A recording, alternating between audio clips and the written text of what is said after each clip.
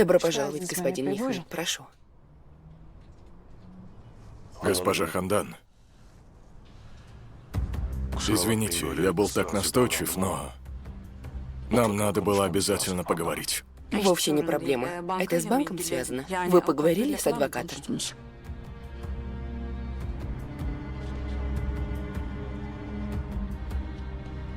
Банк не ответит положительно на ваш запрос о страховке. Почему? А что случилось? Ваш муж совершил самоубийство, госпожа Хандан.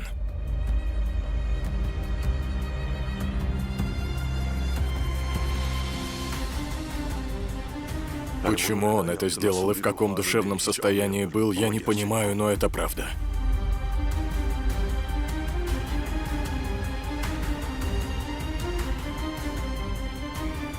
Ваш муж совершил самоубийство.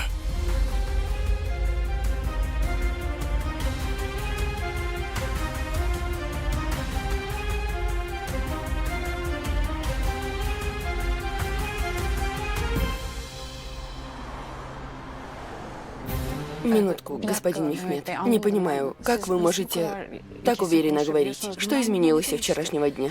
Записи с камер появились? Или протокол вышел? Вы знаете что-то, чего не знаю я? Госпожа Хандан. Я совсем не сомневаюсь в том, что ваш муж совершил самоубийство.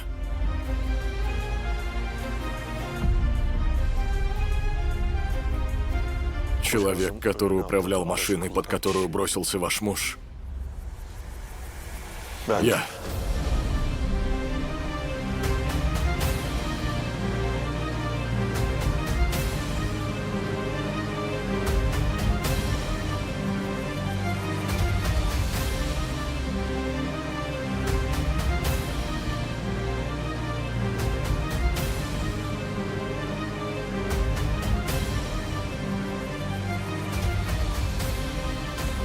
Господин Мехмед, о чем вы?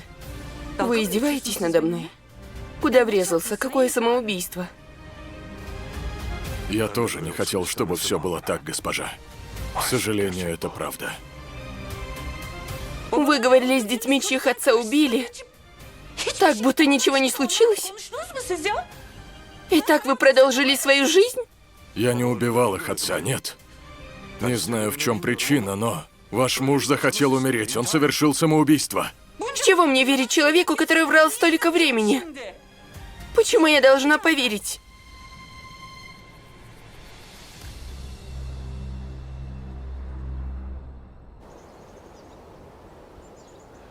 Меньше чем через 10 минут эта страница пропадет, Рузгар. Даже следа не останется. Вот бы я ошибался, но это то, что будет. Скинь видео, прошу, скинь видео. Прошу, скинь.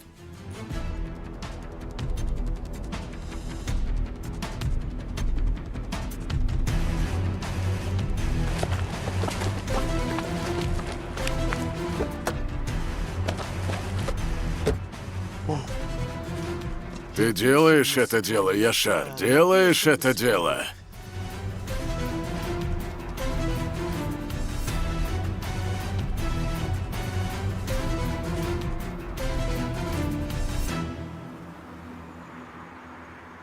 Сердце зятя не выдержит того, чтобы ты еще больше расстраивался. Пока не забыл, удалю эту страницу, чтобы потом не было проблем.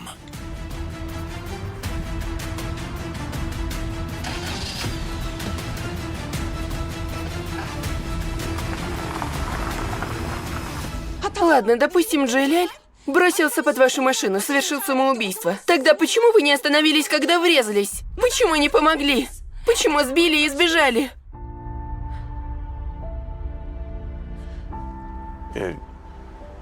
У меня были личные причины. Я обязательно расскажу вам об этом, когда придет время. Но ничего из этого не вернет вашего мужа. У вас были личные причины? Господин Мехмед, о чем вы говорите? Ваш муж совершил самоубийство, госпожа Хандан. Если бы не под мою машину, то под другую. Он принял решение умереть. Аллах, я не могу понять. Кто будет спускаться в морг с детьми человека, которого убил? Потом приходить на похороны, я не могу понять. Что вы за человек? Это невозможно понять. Я не пришел сюда защищать себя. Я пришел рассказать правду. У вас тоже есть право знать правду. Господин адвокат, оставьте сейчас эти слова. Скажите мне, что вы преследуете?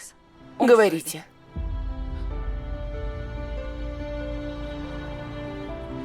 Я ничего не преследую.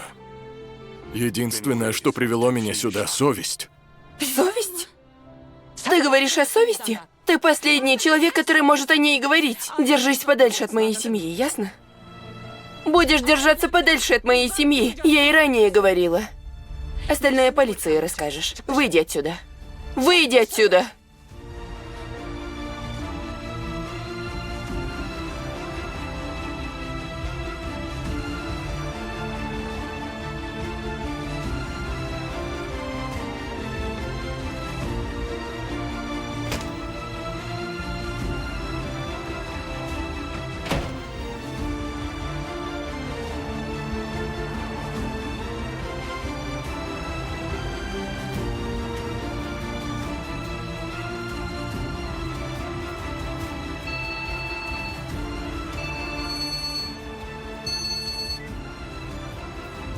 Папа, прошу, скажи, что не пошел в полицию. Скажи, что передумал. Скажи, что не рассказал. Папа, скажи что-нибудь. Я не ходил в полицию, сынок. Я пришел к госпоже Хандан. Все ей рассказал. Папа, что ты наделал? Что ты наделал, папа?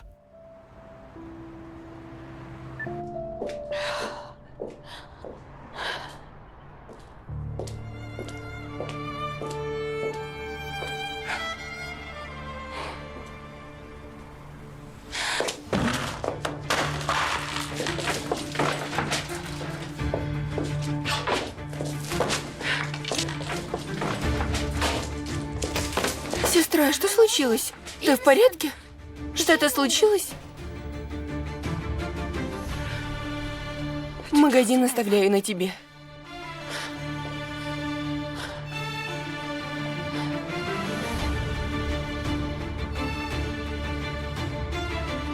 Сестра, куда? Что сказать, если спросят?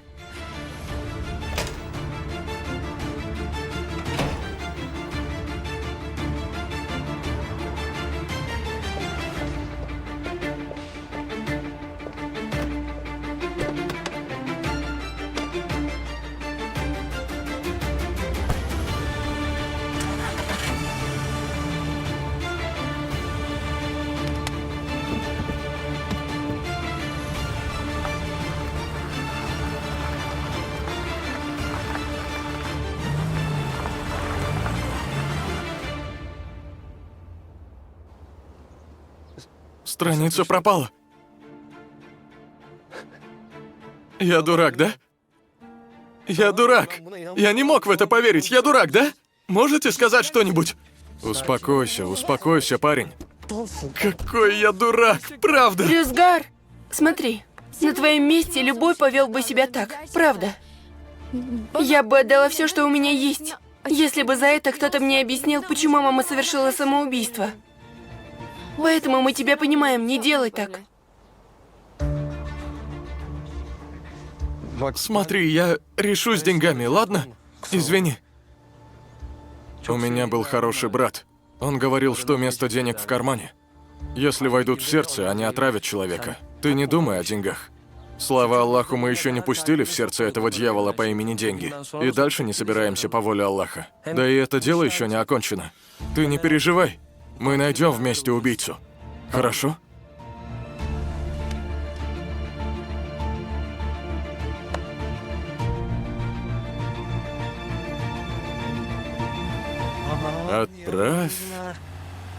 Отправь в Стамбул. Давай отправь. И Яшара отправь. Отправь. Алло, Месут!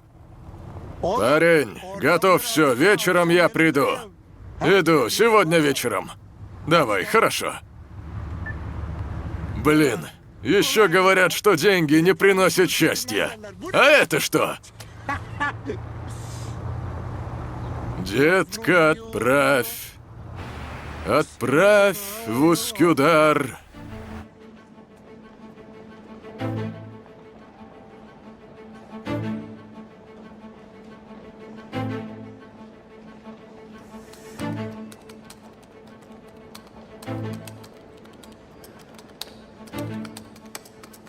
Здравствуйте, дочка Айлин. Прошу, как я могу помочь? Я пришла к тебе, потому что только женщина поймет женщину, дочка Айлин. Прошу.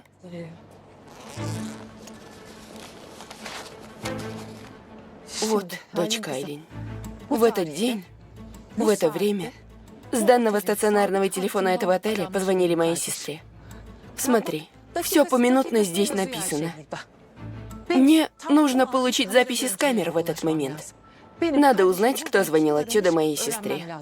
Клянусь, это дело жизни и смерти. Как я могу дать вам данную информацию, госпожа? Это личная жизнь наших клиентов. Личная жизнь? Неизвестно, кто и с кем что вытворяет в этом отеле. Какая личная жизнь? Какая скрытность? Оставь это ради Аллаха. Да и где ваши мозги были 7 лет назад? Смотрите, мне необходимо получить эти записи. Я сестру не на улице нашла. Я не позволю расстраивать эту женщину. Я не уйду отсюда, пока не получу эти записи. Ты поняла меня? Госпожа Айлин, есть проблема? Мы можем выпроводить госпожу, господин Тайоман? Выпроводить? Товарищи, Позор вашей человечности. Что происходит? Позор вашему пониманию. Позор вам. Позор вашей человечности. Пусть Аллах покарает вас. Позор вашему отелю и вам. Никакого понимания. в чем ее проблема? Заладила, что ей нужны записи, сделанные в это время.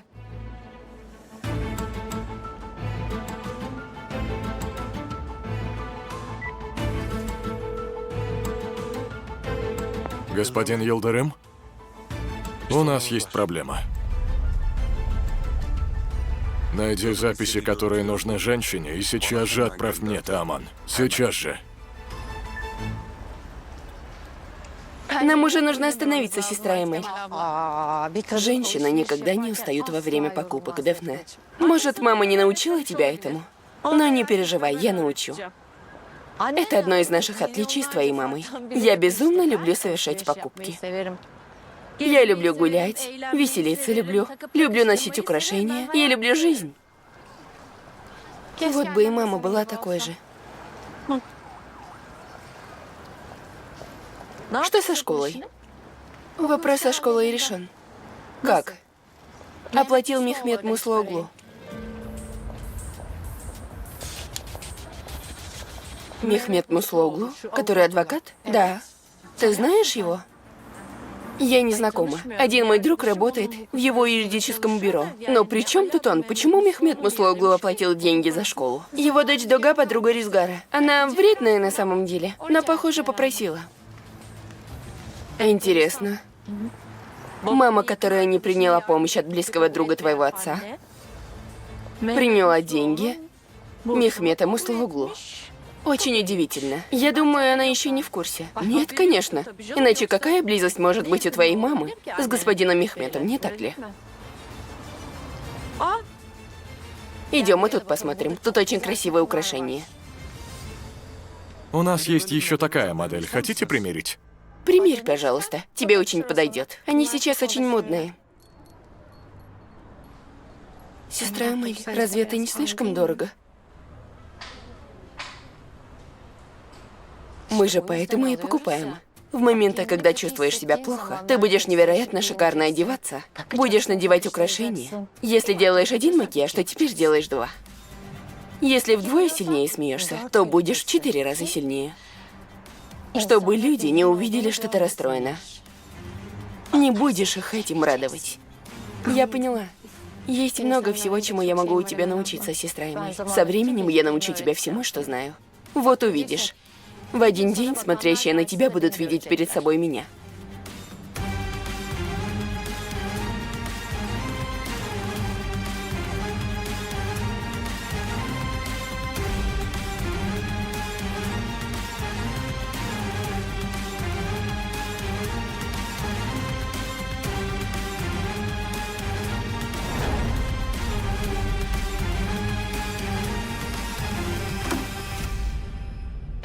Папа, что ты делаешь? Сделал то, что давно должен был, сынок. Это тема, которая касается не только тебя, ты в курсе? Это касается и Доги, и меня. Я доверяю тебе, сынок. Ты будешь хорошим старшим братом для Доги. Ты для этого хотел, чтобы я вернулся. Ты с самого начала спланировал это, да? Я не мог по-другому. Папа, не смей доверять мне. Если с тобой что-то случится, я не смогу заботиться о Дуге. А мне надо быть трусом, который не стоит за своими поступками? Мог бы назвать такого человека отцом? Я до этого всегда был рядом с правильным, сынок. И после этого продолжу это делать. Записей с камер нет, свидетелей нет. Нет никаких доказательств, кроме твоих показаний. Это авария со смертельным исходом, папа. Есть те, кто говорят, что сбежал с места преступления. Тебя будут судить. Невиновность нужно доказывать месяцами. Твое имя, репутация будет уничтожена. Почему вынуждаешь меня говорить это? Разве это ситуация, в которой можно говорить, я не мог вести себя по-другому?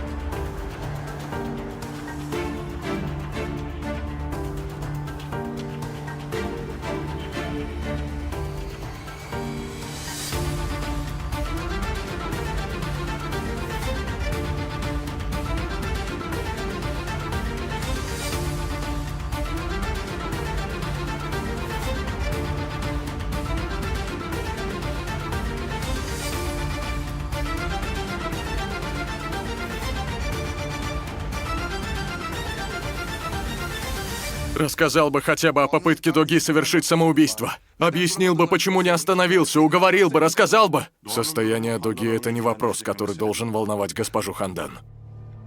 Браво, папа. Клянусь, браво. Даже если будешь знать, что умрешь, все равно не откажешься от своих принципов, да? Женщина и так уже давно пошла в полицейский участок. Я не тот, кто будет вынуждать госпожу Хандан жалеть меня. Если необходимо, то я пойду и расскажу все в своих показаниях. Вы не спросите, почему я не смог остановиться? Так сказать? Это не подошло бы твоему отцу. Я знаю, что прав. Этого хватит. Ну уж нет. Почему вы не сообщили мне? Как вам не стыдно? Я недавно приехал сюда. Ты же не сразу вернешься обратно? Какое-то время придется быть здесь. Когда ты будешь защищать папу, узнаешь о деталях этого дела. У тебя проблемы, Мехмед? Что происходит?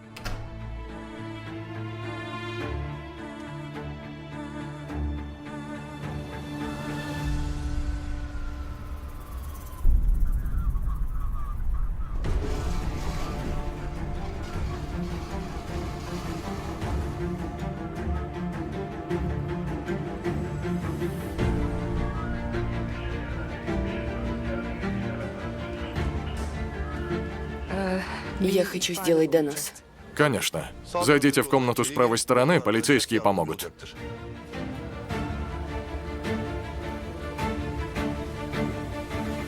Прошу, как я могу вам помочь? Я хочу сделать донос. По какому вопросу? Происшествие со сбежавшим, который сбил человека.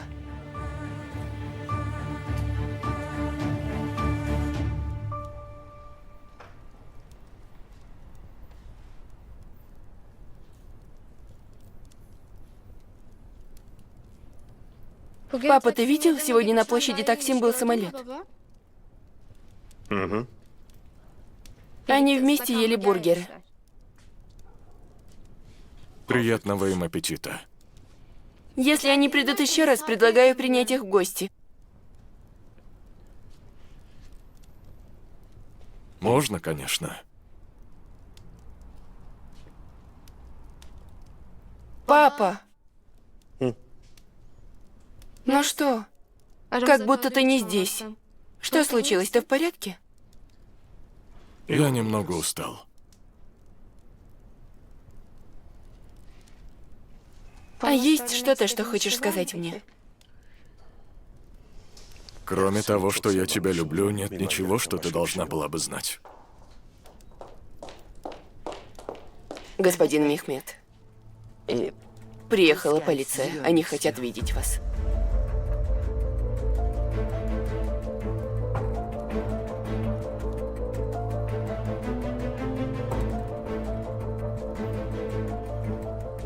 Полиция?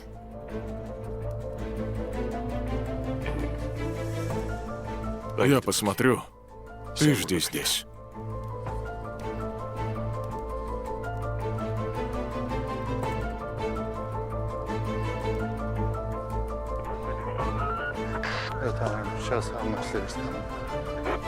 Прошу, я Мехмед Муслуоглу.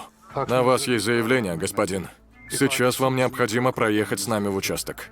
Что за заявление? Полицейские выполняют службу, дочка. Сейчас поеду в участок, узнаю. Что происходит, папа? Что за показания в такой час? Ты от меня что-то скрываешь? Госпожа Рабия, принесете мне пальто? Конечно. Позволите мне минуту? Конечно. Моя прекрасная дочка. Что бы ни произошло сегодня ночью, никогда не забывай, что я тебя люблю, хорошо? Ты очень ценна для меня. Ты мое все. Ты единственная причина того, что я живу на этом свете. Папа, сейчас ты пугаешь меня. О чем ты мне не говоришь? Ты не можешь сейчас вот так уйти.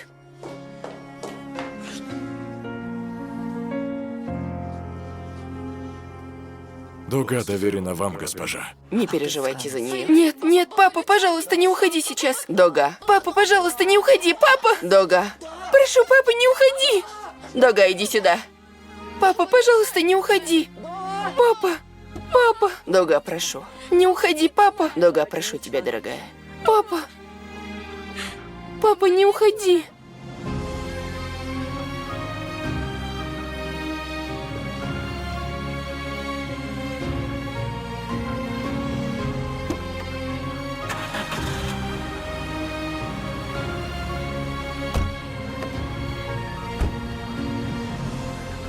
Папа, пожалуйста. Дога, прошу. Папа, не уходи. Дога, пожалуйста. Папа. Дога, прошу. Папа. Дога. Папа, не уходи, прошу. Папа, не уходи. Папа. Дога.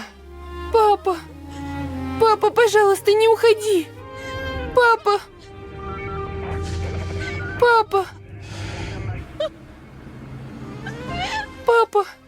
Прости меня, дочка. Прости меня.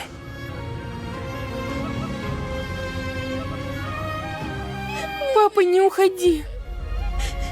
У меня больше никого нет, не уходи.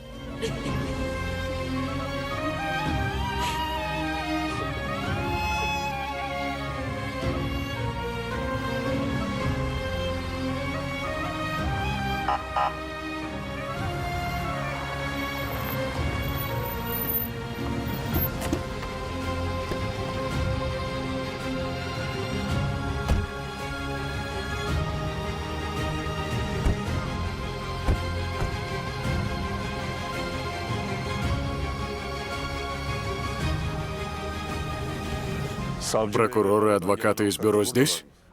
Да, они здесь.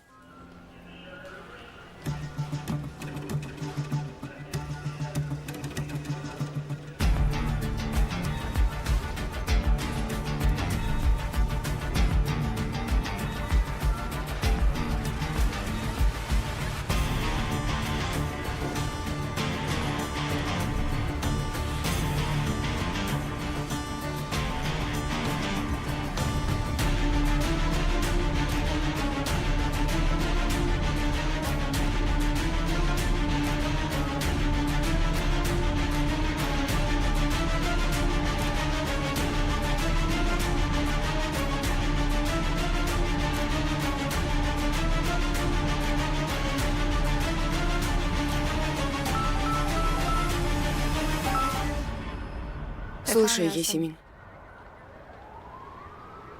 Хорошо, я иду, дочка. Просто у меня затянулись дела в магазине. Хорошо, я поняла, дорогая. Иду. Ладно, мама. Она в пути, бабушка. Дела затянулись. Ночь уже. Чего она так долго? Да и какое добро от дел, которые делаются в такое время. Бабушка, женщина целыми днями работает, ночью работает, но все равно не может тебя угодить. Конечно, будет работать, все работают. Ну и будет знать, в какое время это делать. Не будет оставаться там до такого времени.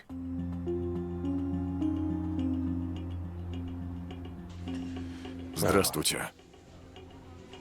Здравствуйте, господин прокурор. Здравствуйте. Господин прокурор, простите, что потревожили вас в такое время. Мы могли уладить этот вопрос и завтра. Я мог приехать в ваш офис. То есть не было необходимости забирать ночью при дочери. Время позднее, но это служба. Прошу, садитесь, господин. И вас прошу. Исходя из того, что все на месте, я уже могу узнать, что за дело связано со мной. То есть, разве можно брать показания в такое время посреди ночи? Я видела, как папа паниковал. Точно что-то есть. Точно что-то есть. Я знаю своего папу. Он не тот, кто сразу паникует. Что-то случилось, тетя Рабия. Дога, хватит. Не думай о плохих вещах.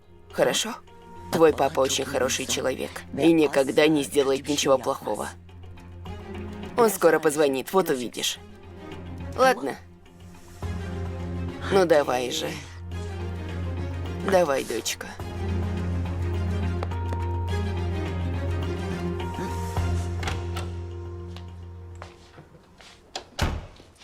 Мы нищие, Дэфна. Тебе не стыдно брать деньги такси у Ферита, Дэфна? Разве тебе это к лицу, Дэфна? Может, подышишь немного, дорогая Дэфна? Тогда не упадешь так в обморок. Ты в курсе, кто оплатил учебу? Дали стипендию. Мне мама сказала. Да, дали стипендию. Деньги заплатил папа Доги, Мехмед Муслоглу. И не захотела раскрывать своего имени, чтобы выглядело как стипендия. Какой хороший человек, да? Ты откуда это узнала? А разве вопрос в этом? Откуда надо, оттуда и узнала. Мы же были гордыми. Мы не обращались ни к кому. Что это тогда? Дэфне, не переворачивай все вокруг, не узнав, что произошло. Я завтра схожу и поговорю. Если это так, то знаешь, что сказать. Это мама не согласилась принять помощь от сестры Эмель, но она приняла помощь господина Мехмета. Что это за близость, сестра? Разве это нормально? Дэфна, не неси бред. Мама не знает об этом. Если бы знала, то устроила бы этому мужчине. Ты уверена? А если знает? Дэфна, что это за слова? Приди в себя. Пока я не узнаю, в чем дело, ты будешь молчать. Ты слышала меня? Ты меня услышала? Да, услышала. Аллах, Аллах.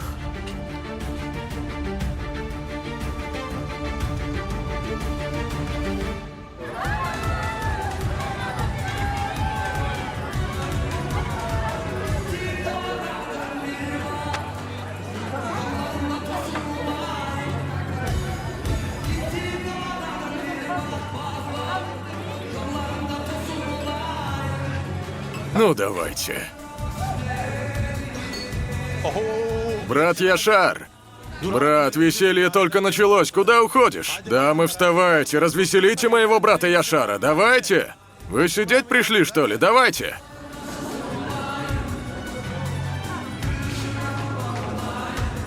Брат Яшар, хочешь чего-то? Того, кому тут плохо, надо бить, парень. Ах, парень, деньги! Те, у кого есть деньги, не знают, куда их тратить, а тот, кто знает, куда тратить, сидит без денег.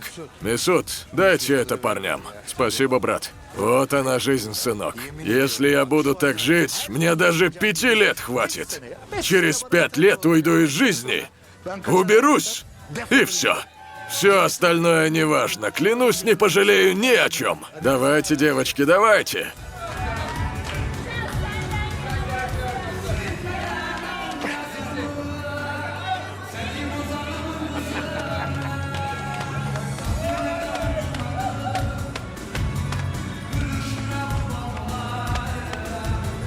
Молодцы, молодцы!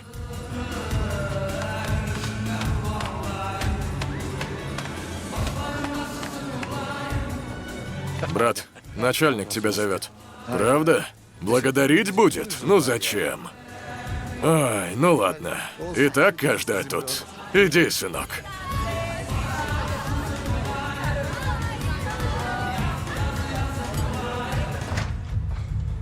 Спасибо, Месут, дорогой. Добрый вечер.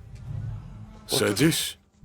Вы очень милы. Правда, уже балуете меня? Выпьешь чего-нибудь? Если есть качественный товар, возьму 2. Все просто, ты это подпиши.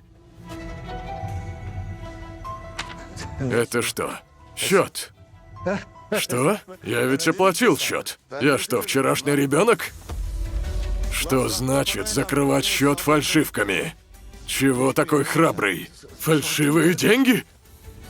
У тебя 4 дня. Месут тебя знает, и где искать тебя тоже. Если хочешь, не плати, ребята повеселятся. Выбор за тобой. Подписывай давай. Месут? Подписывай! Нам доложили о вас, господин Мехмед. Прошу, слушаю. Ваш клиент, точнее старый клиент, Баран Четин. Он обвиняет вас в угрозах и продаже информации по делу противоположной стороне. Это обвинение мне выдвинули? Да. Кажется, вы ждали чего-то другого, господин Мехмед.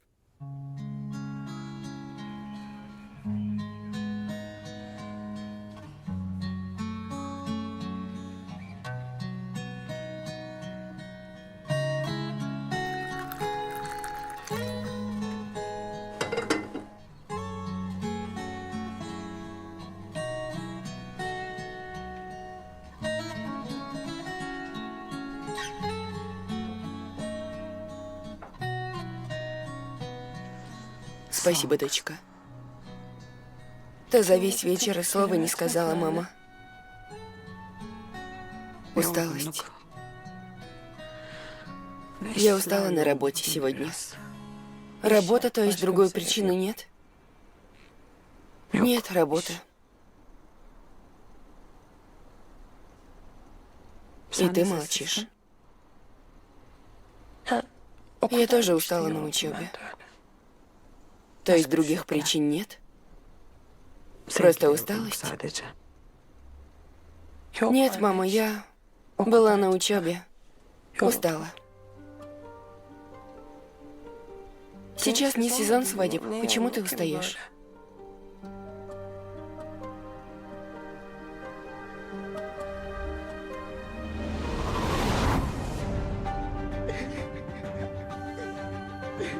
Да, госпожа.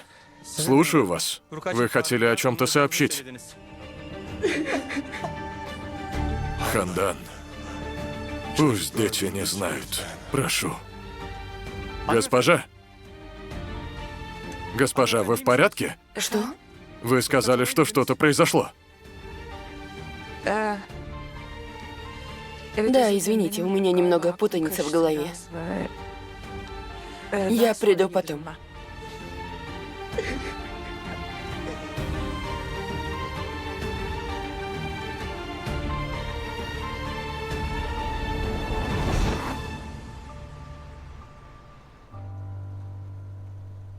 Я очень скучаю по папе, мама.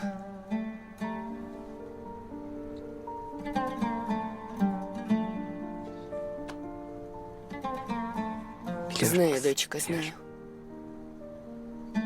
Ведь когда что-то ломается, сначала боль не чувствуешь. По-моему, наша ситуация похожа на эту. Я вчера поняла это. Моя боль со временем будет усиливаться.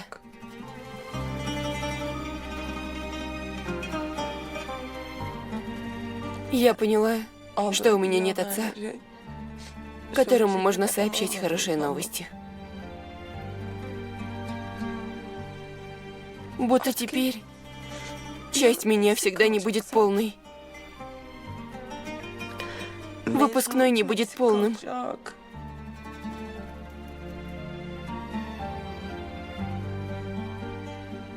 Свадьбы не будет полной.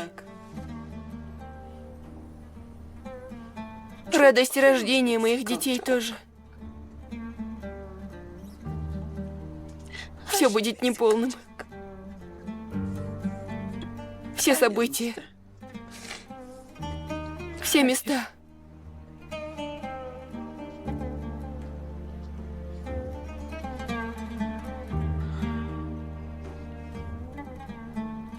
Ты сказала, что сегодня поняла, Есемин. Что сегодня случилось? Мы просто говорили сегодня о выпускном. Вот я и растрогалась.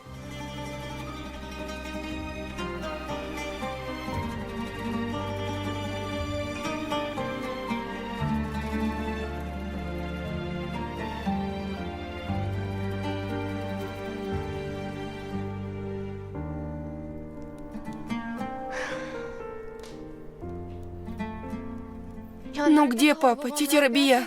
Он должен был уже прийти. Почему ты смеешься? Дога, я увидела, что ты беспокоишься за папу. Теперь можно и умереть, дочка. Дога! Дочка! Папа! Дочка.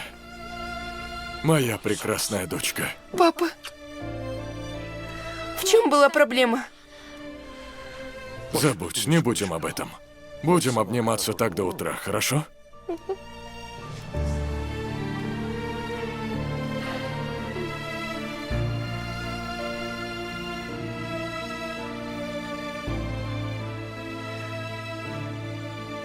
Прости меня, папа. Я не нашел убийцу, прошу прощения.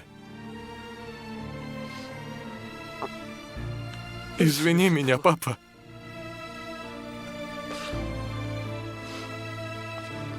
Прости меня.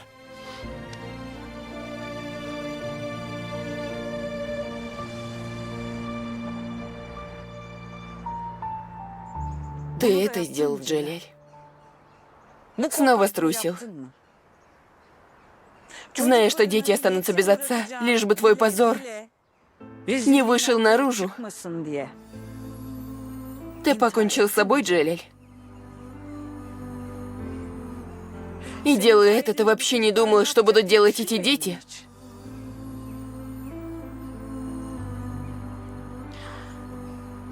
Я еще и спрашиваю. Чего я жду от человека, 7 лет изменяющего жене? Так ведь? Ты задал мне вопрос в парке. Помнишь? Ты поверила тому, что я могу тебе изменить? Еще и в нашу годовщину? По-твоему, я такой подлый и мерзкий человек? Вот теперь я отвечаю тебе. Да. Ты такой мерзкий и подлый.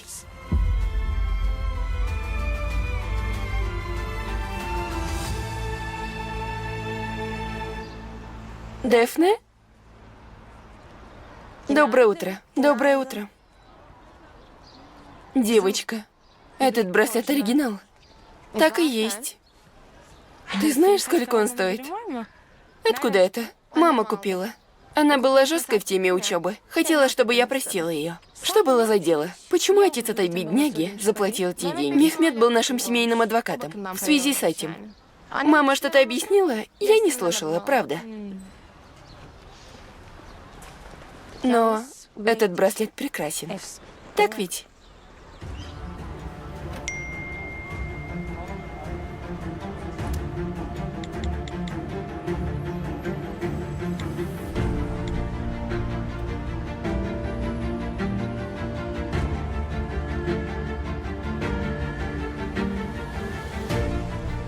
Ах, Яшар. Ах, Яшар. Ты мертв, Яшар. Я убью тебя.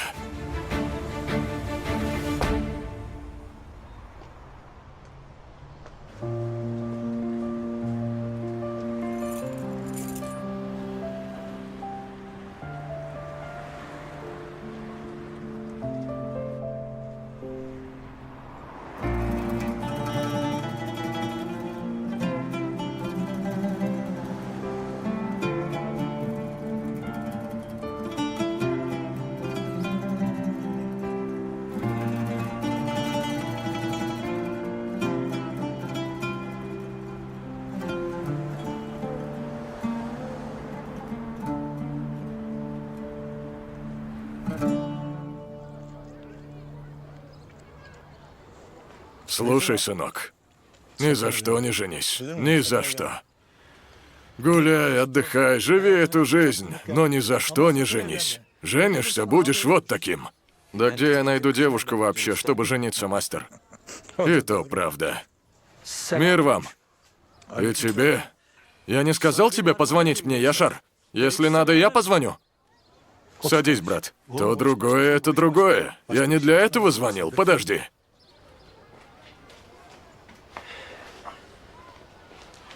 На, возьми, посмотри внутрь. Это вообще что? Тебя обманули как дурака, не так ли, Яшар?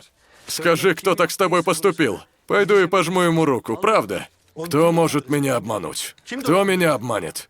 Человек, который может меня обмануть, еще не родился. Один друг попросил, для него спрашиваю. Скажи своему другу, что с такими мозгами его еще долго будут дурачить. Говоришь, ничего не стоит? Хочешь, дам 20 лир за это, Яшар? Мы с парнями жарим сосиски, бросим в огонь, пусть горит, ты тоже приходи. Легкая работа тебе.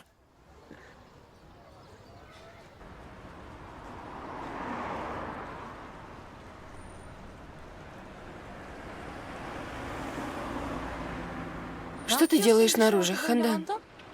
Почему не открыла?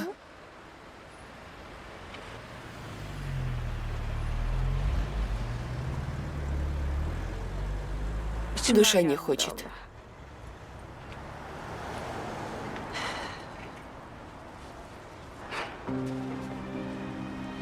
Что случилось? Скажи мне. Да что будет? Будто все, что у меня есть, стало грязным. Я не могу спать. Не могу открыть дверь рабочего места. Вокруг одна ложь, а все будто валится из рук. Хорошо. Значит, и ты начинаешь все с самого начала. Руки помоешь и построишь себе новую жизнь. Новую, дорогая.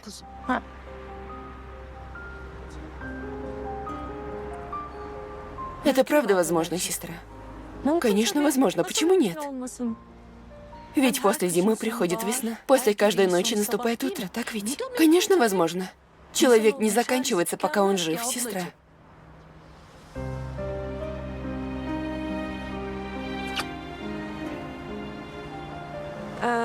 Тогда я налью чай. Налей, конечно, налей. Давай, заходи. С именем Всевышнего.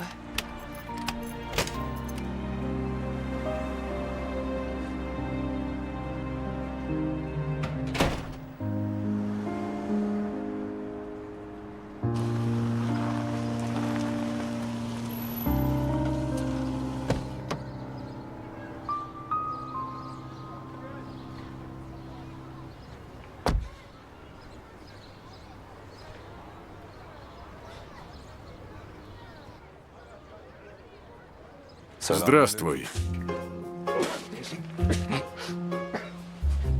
Здравствуй. Яшар, ты себя балуешь? Приятного аппетита. Прошу, вместе поедим. Вам не подходит, конечно. Вам тост заказать? Люди очень любят этот тост. Я не люблю, но при чем тут вообще тост, да? Иди купи тост, сынок. Стой. Возьми. Сегодня ты свободен. Иди, Вифи.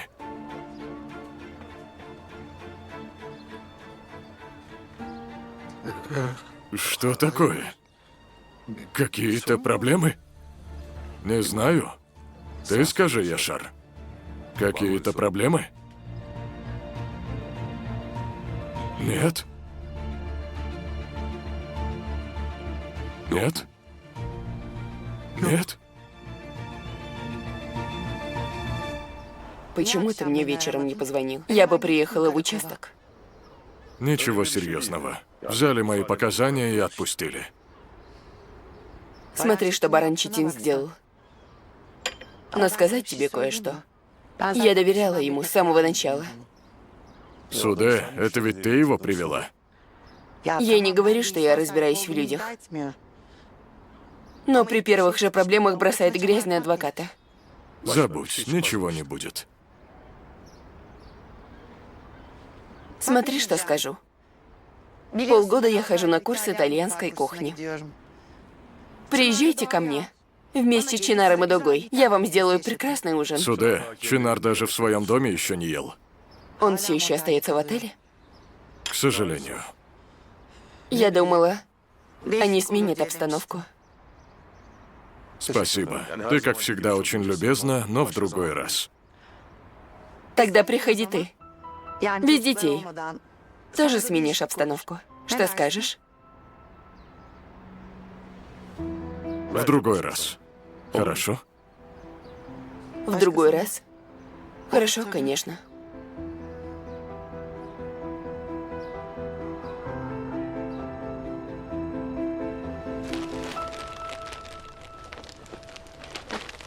Я столько всего сказала женщине, но она ни в какую.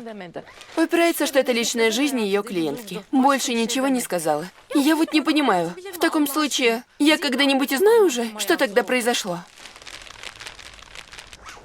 Что означает столько всего сказала? Накричала на нее, да? Ну, они меня взбесили, поэтому я могла накричать. Но они заслужили. Спрошу кое-что, сестра. Спрашивай. Джелиэль мог покончить с собой?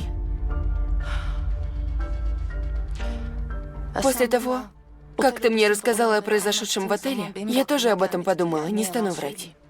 Но тебе не смогла сказать. Случилось что-то?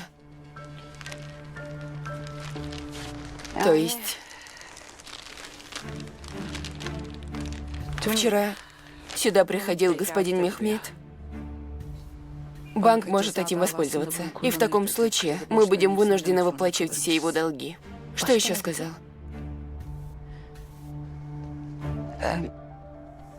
И еще сказал, что он уверен в самоубийстве. Как он может быть уверен?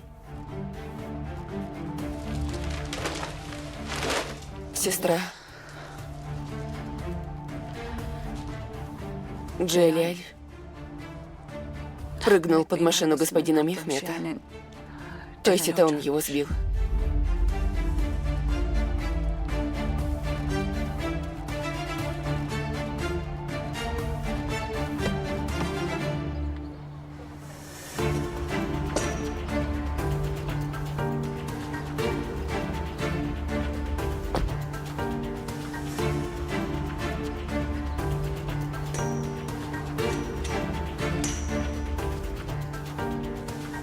Госпожа Эмель, добро пожаловать.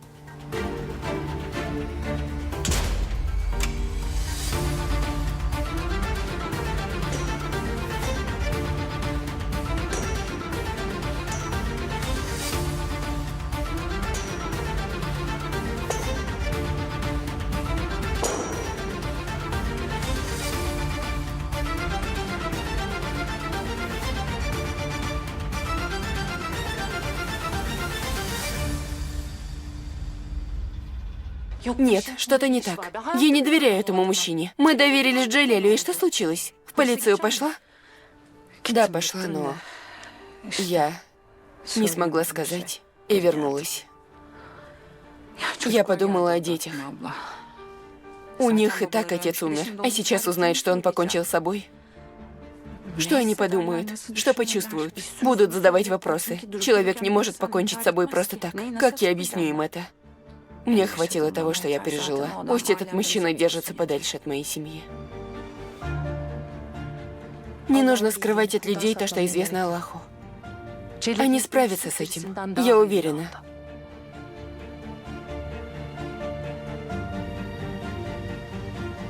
Еще месяц назад я ходила без трости. Я могла бегать, заниматься спортом. Только месяц назад я это все могла. А сейчас без нее даже стоять мне трудно. Почему? Потому что какой-то глупец сунул нос не в свое дело. Это очевидно. Задам тебе только один вопрос. Если соврешь, мне будет наплевать на пятна крови на твоей одежде. Я воткну этот нож через твою шею до твоего затылка. Ты понял меня? Понял. Тогда послушай. Это ты позвонил Хандан в тот день?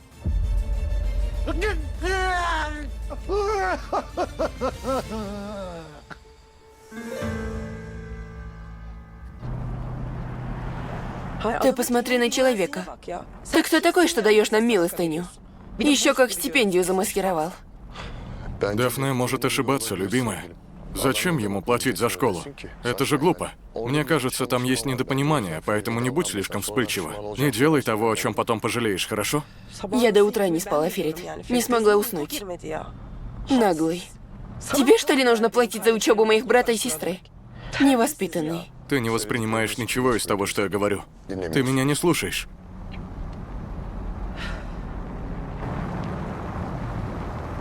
Открой ему рот. Госпожа Эмель, пусть Аллах меня накажет. Пусть меня растерзают собаки. Пусть меня переедет грузовик. Молчи! Отвечай только на мои вопросы. В тот день, что именно произошло в отеле? Лучше бы я никогда не ходил в этот отель. Это было совпадение. Я пошел повидаться там со своим другом. Но когда увидел свояка, на меня что-то нашло. Я же говорила тебе сюда не приходить, Яшар. Из-за тебя меня уволят. Успокойся, Аллах, не дуйся. Я тебе подарок купил. Нельзя даже нормально подарок подарить. Яшар. Иди сюда. Что такое? Что ты увидел? Кого ты увидел, Яшар?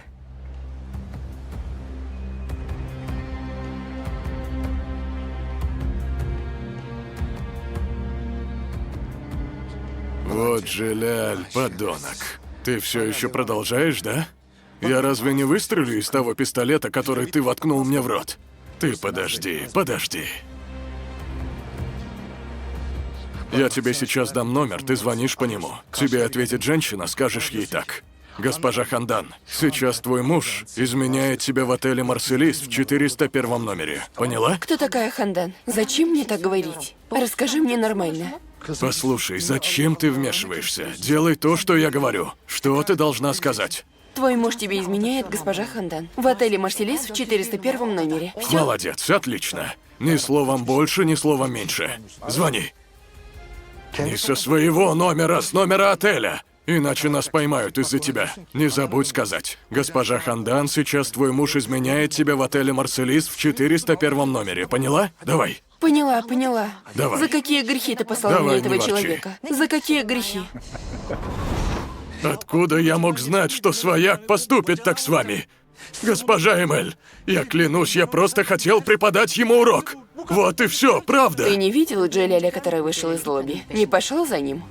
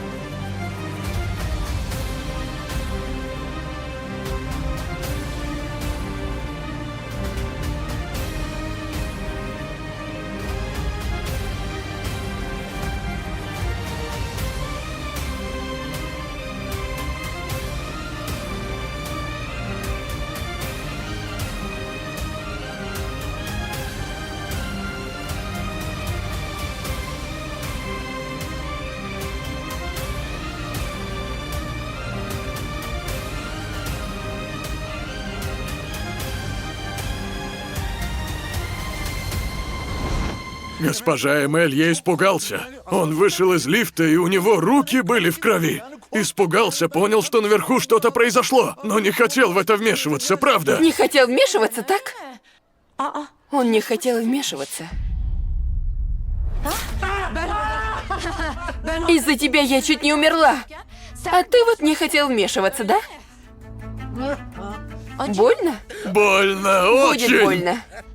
Из-за тебя я получила 3 ножевых ранения в тот день. Человеку больно, видите ли.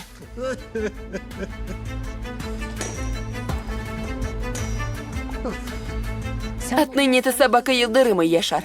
Будешь выполнять его приказы. Будешь там, где и когда он захочет тебя видеть. Будешь делать то, что он прикажет тебе делать. Ты меня понял? Понял, очень больно. Я буду делать то, что он захочет. Если хотите, я буду гавкать. Гав, гав! Хватит!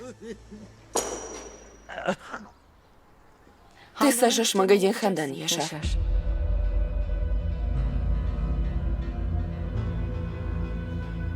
Ни одного платья, ни одной машинки, ни одного манекена не останется. Все сгорит. Сгорит дотла. Не смогу. Я правда не смогу это сделать. Нет. Я ничего не понимаю в разжигании огня. Я ничего не понимаю в пожаре, правда. Хорошо, хорошо, хорошо. Я подожгу, я все подожгу. Если будешь меня слушаться, то проблем между нами не будет, Яшар. Но если не будешь меня слушаться, я сотру тебя с лица земли.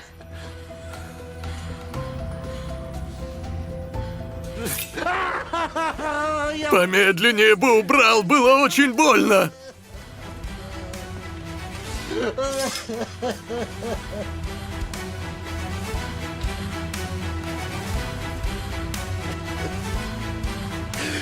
Моя рука.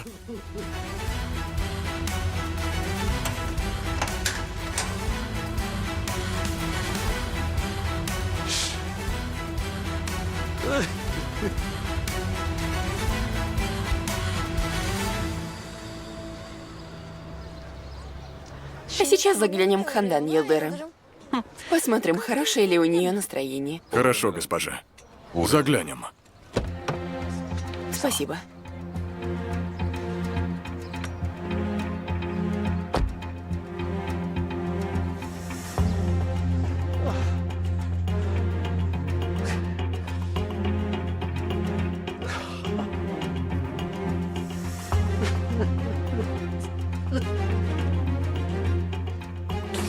Продырявили мне руку. Пусть будет проклято. В этом мире все плохие вещи всегда случаются с хорошими людьми. Всегда должны страдать хорошие люди.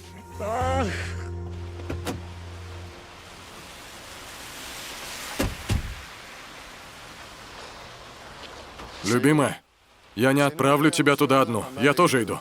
Разве так можно, Ферит? Как школьница с родителем. Прости, ты не можешь пойти без меня. Хорошо, я сама поговорю с человеком. Договорились, буду ждать у двери. Но если увижу, что ты его душишь, и из кабинета доносятся крики помощи, тогда вмешаюсь, хорошо?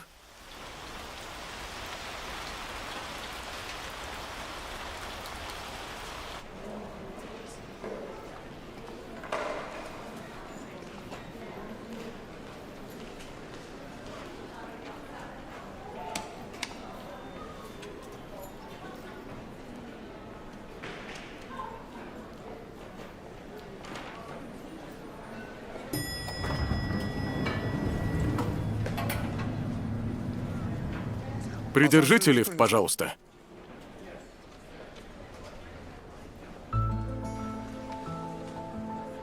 Ну уж нет. И вправду. Ты за мной следишь? Кто это, Ясемин? Откуда вы знакомы? Мы не знакомы, Ферит. Ты следишь за моей возлюбленной, братец? Думаю, твоя возлюбленная думает, что мир крутится вокруг нее, братец. Я бы не хотел сообщать ей грустную новость, но это не так. Не нужно умничать. Вам на какой этаж? 14-й. Вы к кому? Тебя не касается. А в этом вопросе ты прав. Меня не касается.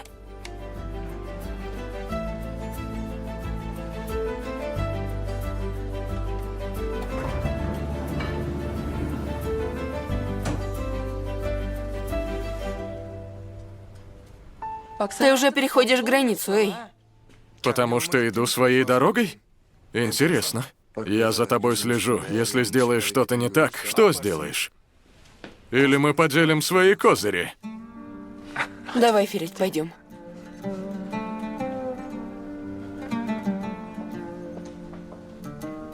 Здравствуйте. Здравствуйте. Хочу увидеть Мехмета Муслоглу. И я.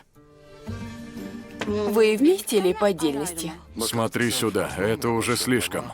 На этот раз, потому что я хочу встретиться с Мехметом Муслоглу? Удивительно.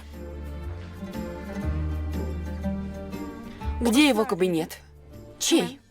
Господина Мехмета, чей же еще? Вы не назвали имя, я не знаю. Здесь куча кабинетов.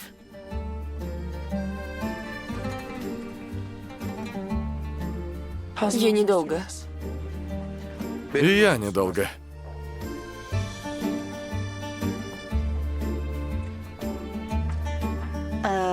Извините.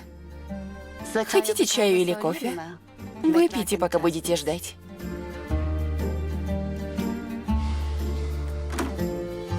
Как вы могли сделать это? На каком основании? Как вы посмели? Кем вы себя возомнили, господин Мехмет? Ясемин, успокойся. Дай мне сначала понять, что происходит. К сожалению, она не умеет успокаиваться. У нее нет таких настроек. Это правда? Что именно? Что правда? То, что вы делаете. Ну... Ты про наш разговор с твоей мамой? Не понял. Мама тоже знает?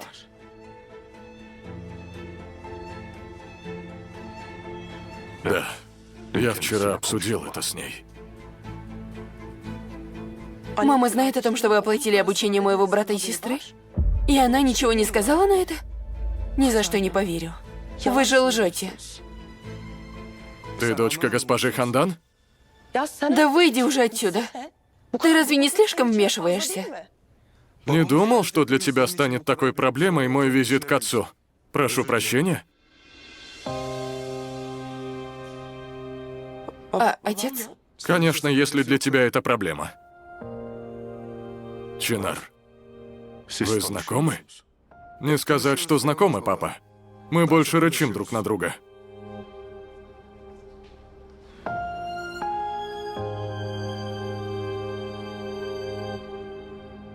Озвучено студией Алиса Дерилиш.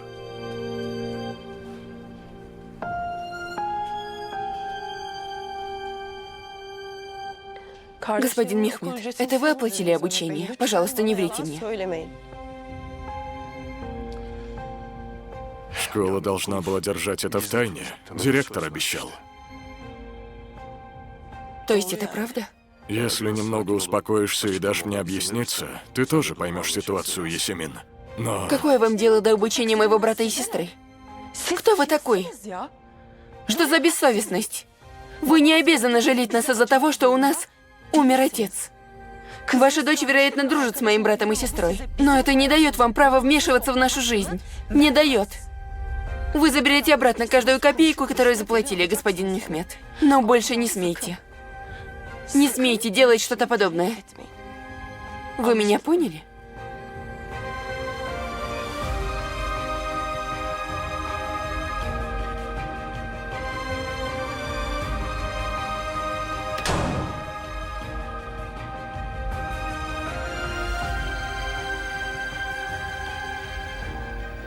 Дела здесь закончены, Филипп. Пойдем. Что случилось? В чем проблема? Ясемин.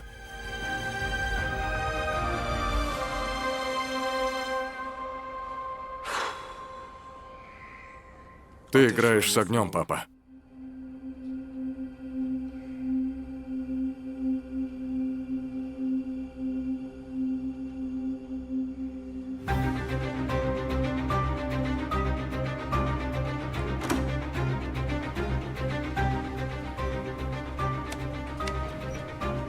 Если посмотреть на твое лицо, учебу оплатил господин Мехмет, не так ли?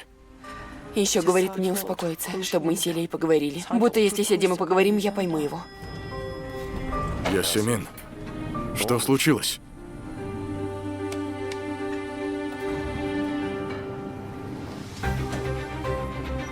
Ясемин.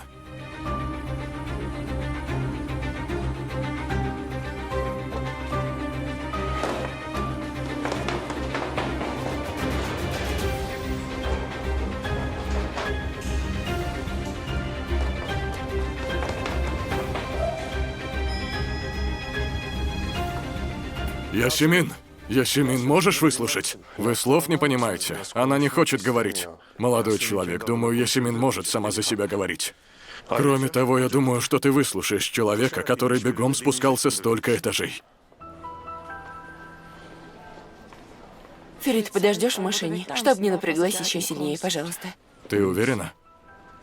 Я скоро приду.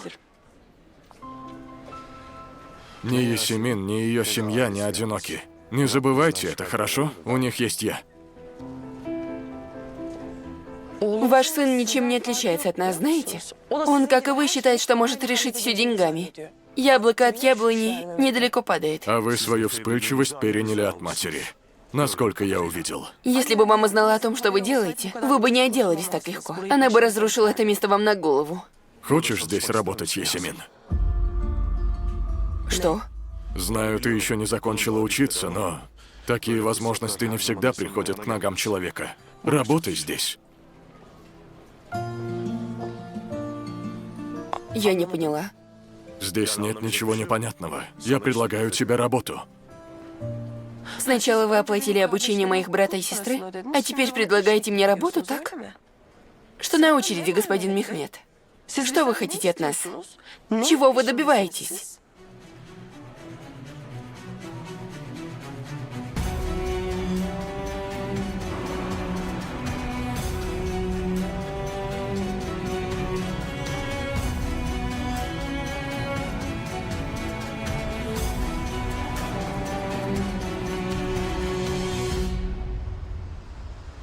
Я оплатил обучение ваших брата и сестры, верно?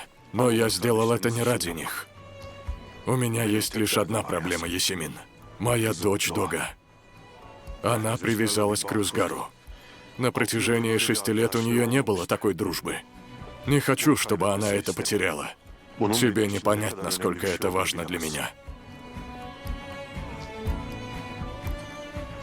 А насчет работы, здесь юридическое бюро, а ты учишься на юридическом. Вот и все.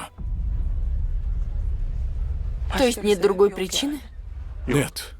Если бы было что-то, обрушило бы это место мне на голову, судя по генетике. Даже не сомневайтесь в этом. Что скажешь на мое предложение?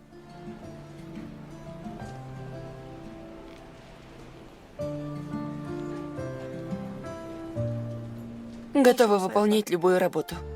Попросите мыть полы, буду мыть полы. Скажите складывать документы, буду это делать. По всем вопросам буду помогать другим адвокатам. Я не хочу от вас ни копейки. Сочтите за оплату учебы брата и сестры. Я знаю, этого недостаточно. Но по возможности выплачу. У меня такие условия. Я согласен.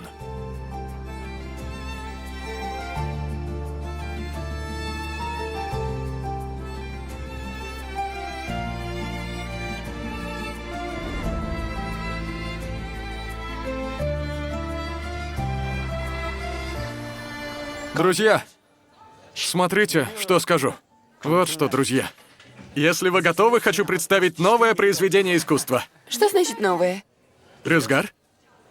Эко пишет стихи Бериджик, когда ему взбредет в голову. Готовы? Давай. Моя Бериджик, ты единственная. Застенчивый маг, который расцветает весной. Поверь, ничего даже не может составить тебе конкуренцию. Кокетливая, привлекательная Бериджик. Здесь нужно спеть, как народную песню. Брежу твоим именем ночи напролет. Здесь повтор 2 раза. Вот бы ты открыла свои уши, услышала бы ты меня, и это все. Ну как вам? Быстро посмотрите. Посмотрите сюда. У меня уши кровоточат. Клянусь, очень кровоточат. Смотри, если я умру от потери крови, всему причиной будешь ты. Имей в виду. В помещении, куда она заходит, повышается уровень кислорода. О, Аллах, что это за красота такая? Думаю, на тебя сделали приворот, Эко. Нет другого объяснения. Замолчи. Рюзгар, После учебы мы будем гулять с Бириджик, имей в виду. Хорошо, мы тоже идем? Совсем не думай, Эко. Да нет, придем. Красивый браслет, Дафна.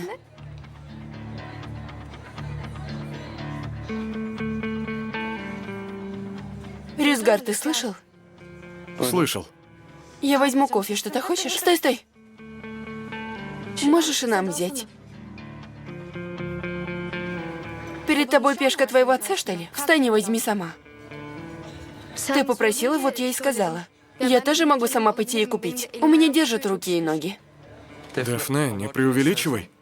Я прекрасно поняла, на что она намекает, Рюзгар. И она меня хорошо поняла. Не лезь, если не знаешь. Ты что-то поняла? Я ничего не поняла. В обстановке какая-то напряженность. Перейдем к стихотворению, которое смягчит ее. Моя Бириджик, ты единственная. Сейчас неподходящее время. Да что ты понимаешь в искусстве? Давай мне, я посмотрю. Кто этот парень, который зашел в лифт? Откуда вы знакомы?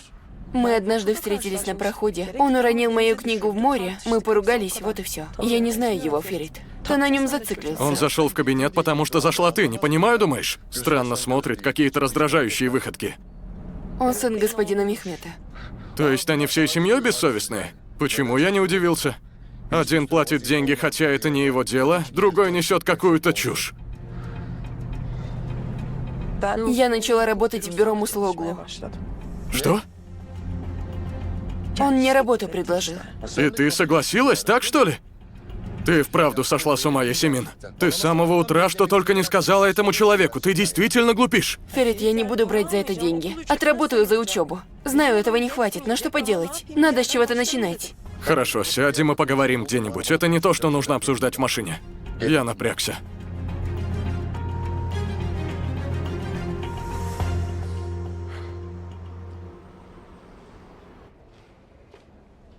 Женщина сказала тебе держаться подальше от их семьи, и ты взял ее дочь на работу? Что я могу сказать, папа? Чудесно, замечательно. Если хочешь, возьми оружие, отдай женщине. Скажи, застрели меня и закроем тему. Я не планировал это, сынок. Это ошибка директора школы. Они не должны были называть мое имя. Тебе-то что до школы детей? Где вы с Ясемин познакомились? Не то, чтобы познакомились. Вчера столкнулись на пароме. Она уронила книжку в воду, потом обвинила меня и подняла шум. Такая ситуация.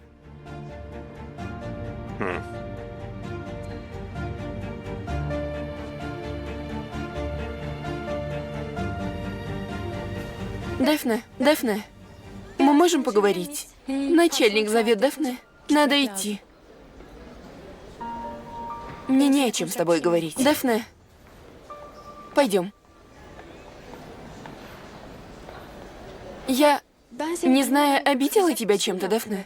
Эту лживую вежливость оставь для Рюзгара. Я не поведусь. Хорошо, тогда буду говорить на понятном для тебя языке. Какие у тебя со мной проблемы? Ты не можешь ко мне обращаться как к собаке из-за того, что твой отец оплатил учебу. Мой отец? Еще и притворяться будешь? Я не знала об этом, Дафна. Да и даже если бы знала, я не такая жалкая, чтобы использовать это против тебя. Скажи, что вы с папой ангелы без крыльев. Держись подальше от меня.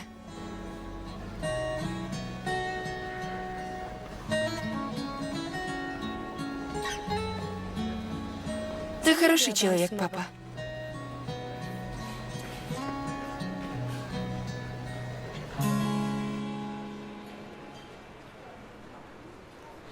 Сердишься на меня? От меня не принимаешь деньги на такси, а от незнакомого человека принимаешь любую помощь, Ясемин. Думаешь, это нормально? Конечно, разозлился. Пусть хотя бы на это будет право. Да, но... Когда выходила дома, я не думала, что буду работать в юридическом бюро Муслоглу. Ты быстро привыкла. Он тоже там работает? Кто? Кто может быть, Ясемин, сын этого человека? А Чинар? Ты же не знала его имя, вы же не знакомились. Я услышала, когда его звал папа. Ради Аллаха, что происходит, Ферит? Ты что, ревнуешь? Чего мне ревновать? Кто он такой? Не знаю, столько вопросов задал. Я думаю, что работать там неправильно, Ясемин. Что значит работать неправильно? Я защищу себя, Ферит, спасибо.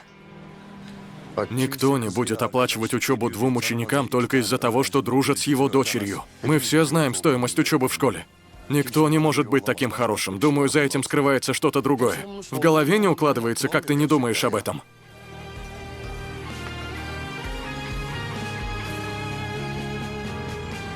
Ризгар, пойдем в бутик твоей мамы. Откуда это сейчас взялось? Друг, пойми же, она будет смотреть свадебное платье. Она серьезно настроена? Серьезно? Алло. Прошу, я любопытный путешественник из страны чудес Бахаддини. Любопытный путешественник Бахаддини. Нет, мама. Возможно. Нет, мама, нет. Нет. Хорошо. Тебе знать. Тебе знать. Эко, ты очень необычный человек. Спасибо, подруга. Какие проблемы у Дэфне с тобой? Ну, она считает меня вредной. Не сказать, что она не права, подруга, а? Ты как будто бы вредная. Вредный типаж. И я тебя люблю, Эко, спасибо. Какая выгода может быть господину Мехмету от нас? Ты преувеличиваешь. Я не преувеличиваю, Ясемин. Это ты недооцениваешь ситуацию. Веришь всему, что человек говорит. Думаю, здесь другая причина. Какая причина может быть, Ферит? Не знаю, но может и тебе не верить так ему. Может, немного засомневаешься? Столько совпадений быть не может. Сталкиваешься с человеком в больнице, потом с его сыном. Ты совсем зациклился на Чинаре. Не называй его имя, я и так не успокоился еще. Кажется, ваша любимая думает, что мир крутится вокруг нее. Не хотел бы сообщать ей грустную новость. Не крутится. Зазнайка. Ты меня совсем заревновал? Есть причины для ревности? Нет. Ну, не знаю, мне понравилось. Мне не понравилось, Ясемин. Ты ведешь себя как мачо или беспокоишься? Я не очень поняла. Разве можно к тебе обращаться как мачо? Ты разум заберешь. Если знаешь, это хорошо.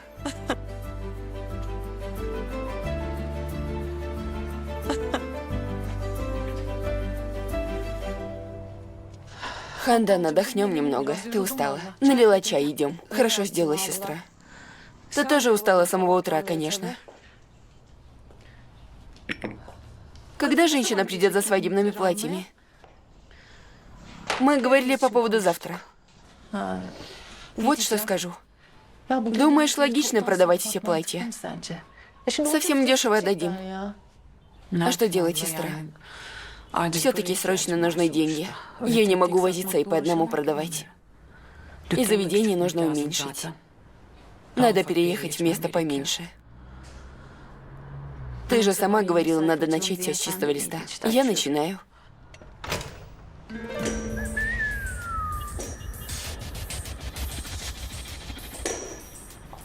Ну уж нет.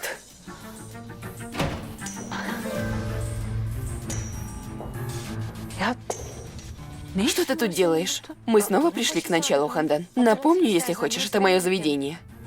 Эмиль, выйди ради Аллаха. А Шукран, что ты за сестра? Очень интересно. Ты совсем не воспитала свою сестру? Разве человека так встречают? Что ты хочешь, Эмиль? Ты решила вопрос со школой детей. Браво тебе.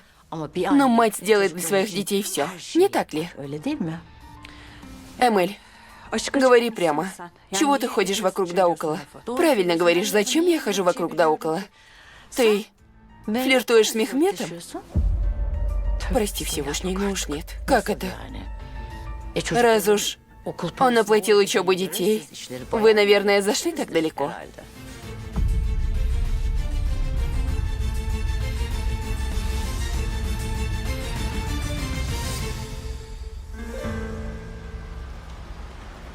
Браслет, который носит Дафна? Что тебе в нем понравилось? Если спросишь, спрошу, где купила. Этот браслет стоит вот столько. Ничего себе! Откуда у нас столько денег? Наверное, это подделка? Думаю, не подделка. Меня это не касается, но я решила лучше тебе знать. Ладно, спасибо. Ты не скажешь, что между вами с Дэфне случилось? Не скажу. Ты очень вредная, знаешь, да? Знаю, знаю. Но мне это подходит, согласись. Хорошо. Мы пришли, это здесь.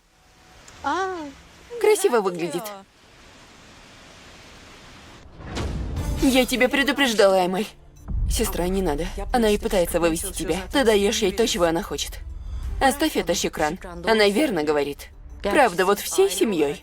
Вы любите шантаж, угрозы, но... И я считаю, что лучше оставить. Но ты молодец, Хандан. Ты мне немного понравилась. Не отошла в сторону из-за того, что тебя изменили. Не устроила драму. Очень стойко держалась. Я хмурила холостого человека из юридического мира. Нет ничего лучше отношений для мести, не так ли, Хандан? Правда, тебе лучше знать, но... Ты молодец, девочка. Да я тебя... Ты не устала от этих пощечин, Хандан? Пойми уже. Ты не сможешь сделать мне больно. Эмэль, смотри. Мама?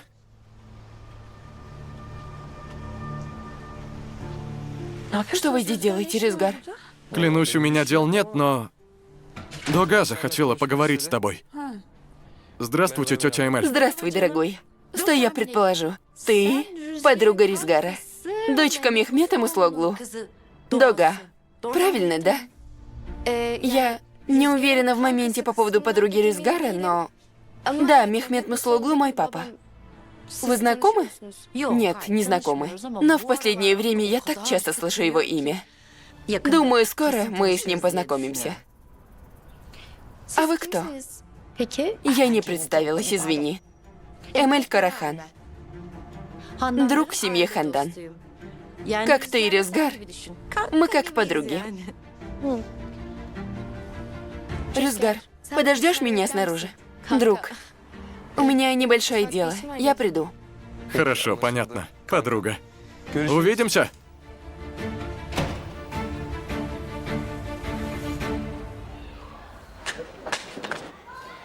Хватит, хватит! Что вы смотрите, Аллах, Аллах? С глаз, клянусь, с глаз. Меня сглазили.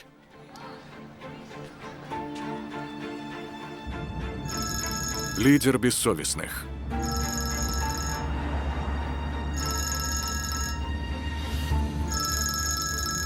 Эфе, ответь же на этот телефон, ответь!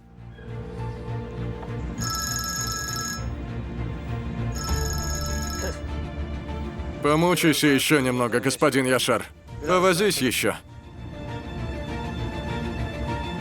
Дога, сейчас не самое подходящее время. Поговорим потом. Я не буду долго тянуть, и время ваше не займу. Как я поняла, среди нас нет чужих. Нет, нет. Мы все здесь подруги. Ты среди людей, которые долгое время делятся друг с другом всем. Будь спокойна. Я пришла пригласить вас и вашу семью на ужин, госпожа Хандан. Папа в курсе, что ты здесь, Дога? Нет. Тогда и не знает о приглашении, наверное. Нет, не думаю, что это то, чему он будет возражать. Мы, конечно, привыкли получать подобное приглашение от взрослых. Кажется, Хандан это имеет в виду. На это намекает. Да.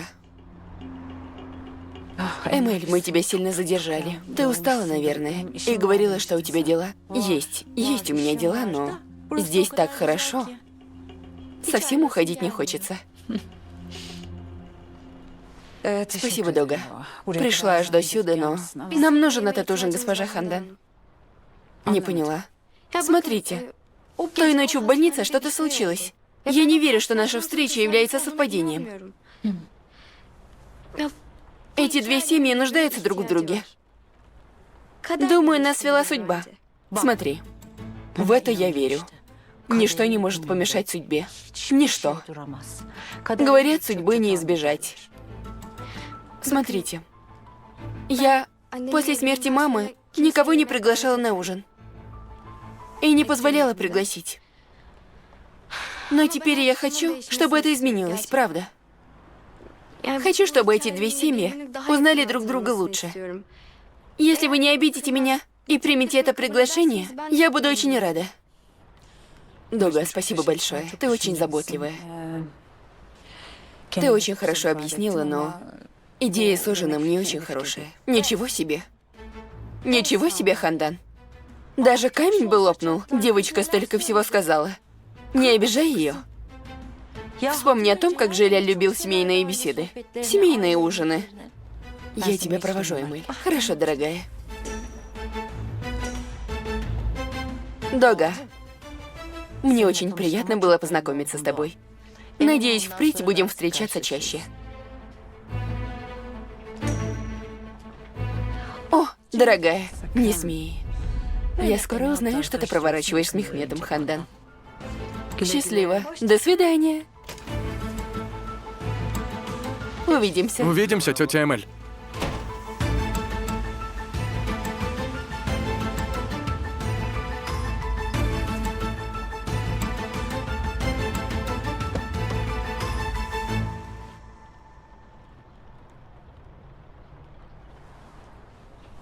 Дога, правда, я не сомневаюсь в твоих благих намерениях, но... Мы нуждаемся в этом настолько, насколько вы нуждаетесь, правда. Смотрите. Мы тоже семья, которая стала неполной. Папа однажды сказал, что неполные семьи похожи на открытую рану. Способны подцепить бактерии, сказал. Так что давайте залечим друг другу раны. Прошу, примите это приглашение.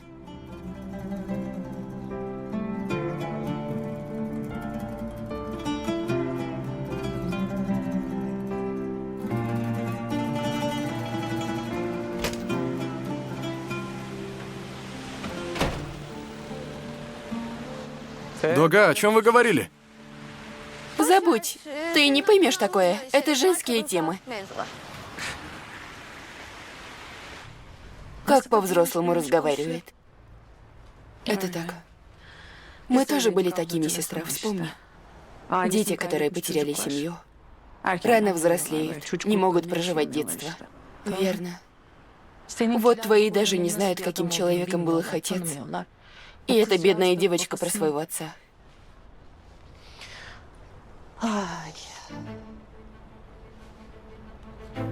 Я спрошу кое-что. Спрашивай.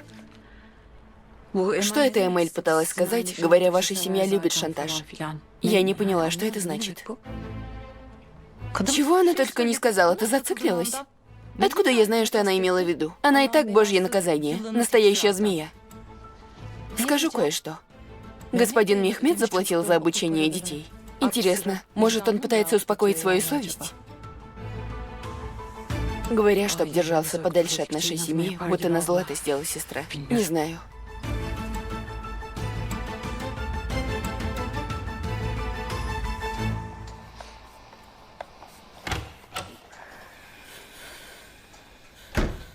Что ты сделала? Поговорила с тем мужчиной? Показала ему? Поговорила. И какой итог? Показала бы ему хорошенько. Да, я начну работать с ним без оплаты. То есть вашу учебу буду оплачивать я, Дафна. Ты очень двуличная сестра. Когда тебе выгодно так, а когда не выгодно, то так. Клянусь, браво тебе.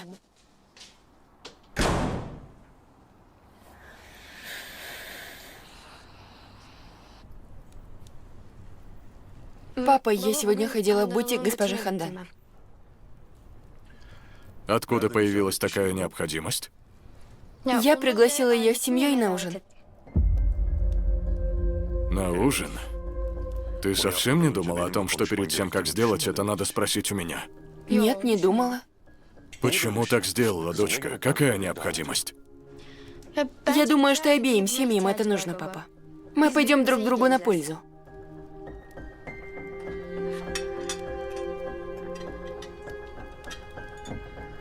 Какая была госпожа Хандан? То есть, как она себя вела по отношению к тебе? Она сказала что-то, о чем я должен знать?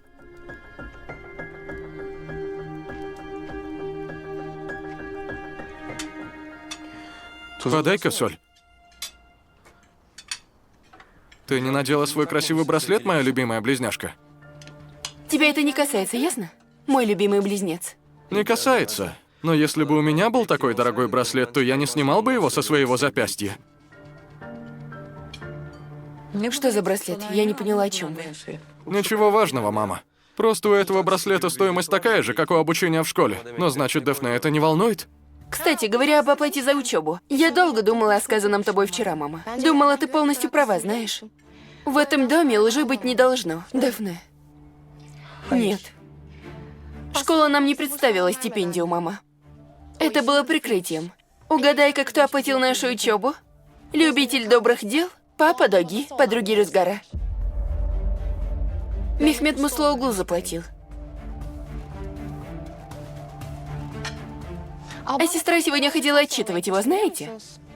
Но угадайте-ка, что случилось? Сестра начала работать у этого человека. Позор тебе, Есемин. Тьфу. Вместо того, чтобы возиться с моим браслетом, лучше бы твоя подруга рассказала Ты об лжешь. этом. Если бы было что-то такое, Дога рассказала бы мне. Ложь. Хочешь, позвони ей и спроси.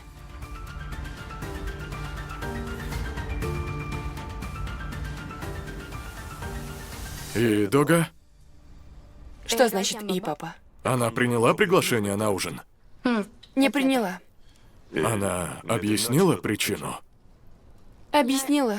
Но ответ меня не удовлетворил. Думаю, на самом деле есть другая причина. Какая причина? Я еще не знаю, но точно узнаю. Ты же знаешь меня. От меня ничего не уйдет.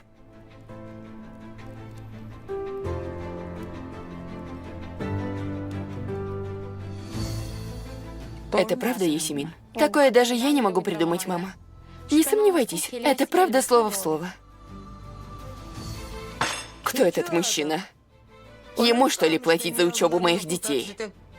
Он не знает своего места. Эй, Есемин, это правда? Мамочка, если позволишь мне объясниться, то я все о тебе. Хорошо, дети, вставайте и идите в свои комнаты. Мы поговорим наедине. Что такое, Рюзгар? Твоя подруга подставляет тебя?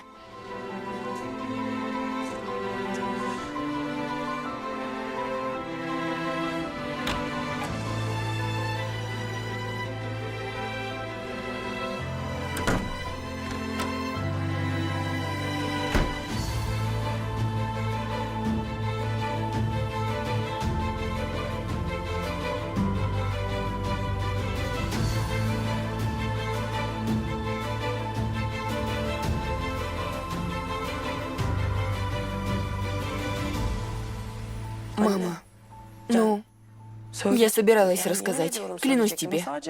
Просто я собиралась рассказать в более подходящее время. Что за подходящее время? Ты собиралась рассказать тогда, когда получила бы повышение? Мама, вот бы мы не нуждались в том, чтобы я работала, но мы нуждаемся в этом. Ты ведь знаешь, у нас плохое положение, и оно становится хуже, мы обе знаем это. А ты согласилась работать у бесчестного человека, вот так? Мама, с чего он бесчестный? Я буду работать, вот и все. Да и господин Мехмед неплохой человек. Аллах, Аллах. Откуда ты знаешь, Есемин, что господин Мехмед хороший человек? Мама, я о чем-то не знаю. То есть ты от меня что-нибудь скрываешь? Нельзя доверять этому мужчине. Никто не будет вести себя так без скрытого мотива.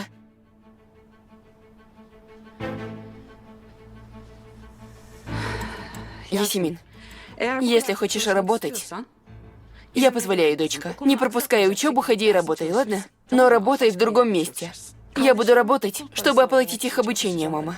Мы с господином Мехметом договорились. Так нельзя, Есемин. Почему, мама? Почему? Я скажу почему. Потому что я не доверяю, Есемин, поняла?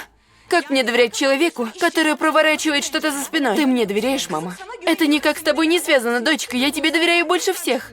И тогда что, мама? Оставь, я буду работать. Поддержи тебя, раз могу. Так нельзя, Есемин. Тогда как нам платить за обучение, мама? Есемин, до этого дня я никогда не оставалась ни перед кем в долгу, хорошо? Не переживай, я отдам долг.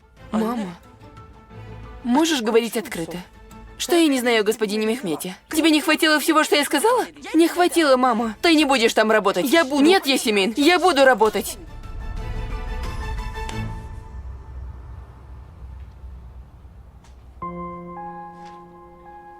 Есемин, оставь меня, мама. Прости, все наваливается на меня. Я уже сама не знаю, что делаю.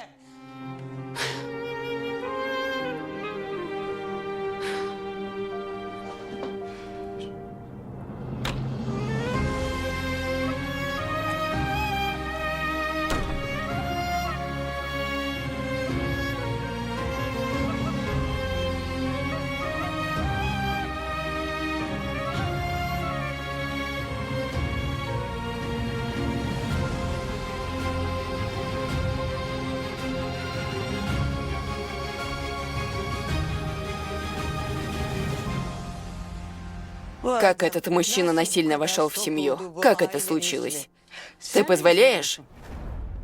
Мама, вам не стыдно такое говорить? Там, где ты не стыдишься, я вовсе не буду. Говорят, женщина... Мама, не смейте! Не смейте! Не заканчивайте это предложение, пожалуйста. Чтобы я не была вынуждена делать вещи, которые совсем не хочу делать, мама. Тебе плевать на свое кольцо. Не спишь на кровати, которая была вашей общей с мужем. Не проронила ни слезы, говоря «мой муж, мой муж». Госпожа невестка, я слежу за тобой. Я слежу за тобой. Я не увижу твоих ошибок. Не увижу никаких ошибок. Послушай, мама Наджмии, если ты еще раз скажешь что-то о моей чести, не посмотрю на то, что ты моя свекровь. Отвечу.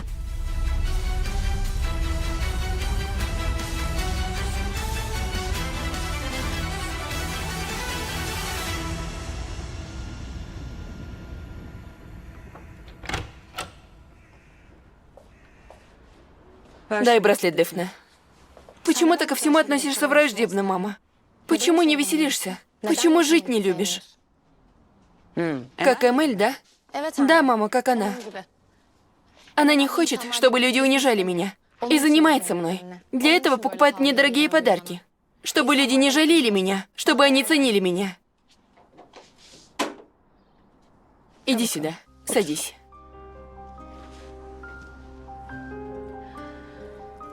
Ценные вещи — это не украшения или одежда, которую ты надеваешь, дочка. Сказать тебе, что ценно.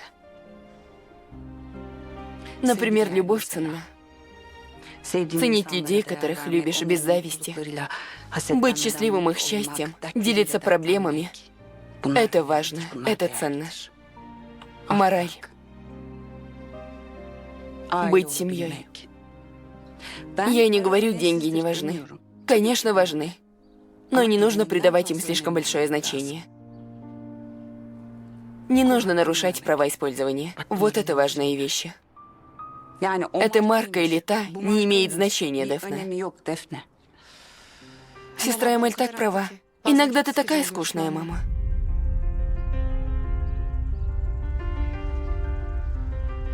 С этого момента ты не будешь принимать дорогие подарки Эмели или от кого-то другого. Конец. Но от господина Мехмета можем. Он нам ближе, чем сестра Эмель?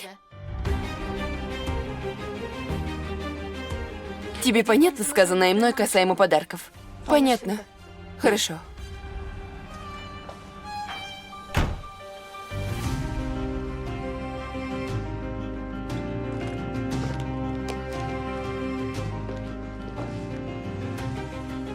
Ясемин, я не буду завтракать, опаздываю на учебу.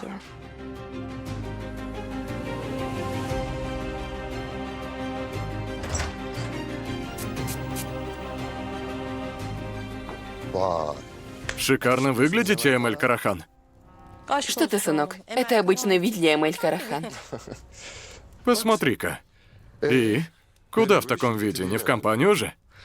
Я понял, вы, как и всегда, таинственная настолько, насколько и шикарно. Таинственность женщины — ее главная драгоценность, сынок. Я хотел бы остаться здесь и узнать больше о женщинах, но есть обещание, которое я дал. Обещание, которое ты дал в 2 словах, Ясемин Чакр. Знаешь, что больше всего в тебе люблю? Наверное, все. Абсолютно точно.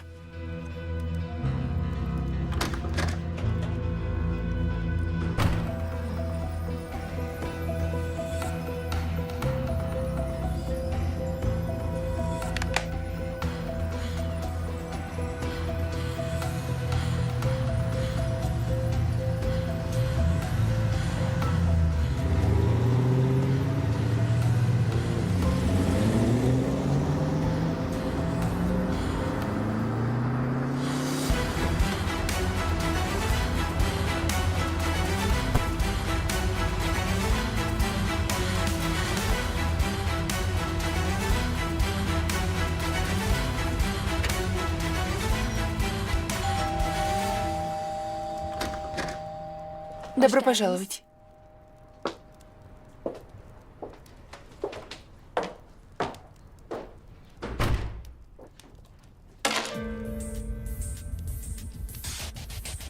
Разве я не говорила тебе держаться подальше от моих детей? Я уже начала бояться, что ты прибрала его к рукам, когда ты опоздала на 1 день. Мне его еще сдавать. Я отдала огромные деньги за него. Знаешь, что меня больше всего интересует? Кажется, знаю. Что мы делали с твоим мужем? Я в жизни не видела такого аморального и бесстыдного человека, как ты. Потому что ты такая мертвая, как глупый манекен в витрине твоего магазина. Ты скучный человек, Хандан. У тебя внутри все сгнило, и ты представляешь это как моральность. Как я прихожу сюда, сразу начинает тошнить от тебя. Даже желудок не выдерживает. Как ты себя выдерживаешь? Дай Аллах, скажи-ка. Быть такой, как ты, должно быть чем-то ужасным. Раз ты такая прекрасная, невероятная и ценная, тогда что Джелли рядом со мной делал? Почему он искал во мне счастье и радость, которую не нашел в тебе? Ты не сможешь соблазнить моих детей этими глупыми подарками, знай это. Ты не заполнишь мое место этими подарками. Пустые усилия. Будь я на твоем месте, я бы не была так уверена. Я же соблазнила их отца. Тебя даже за человека считать не стоит.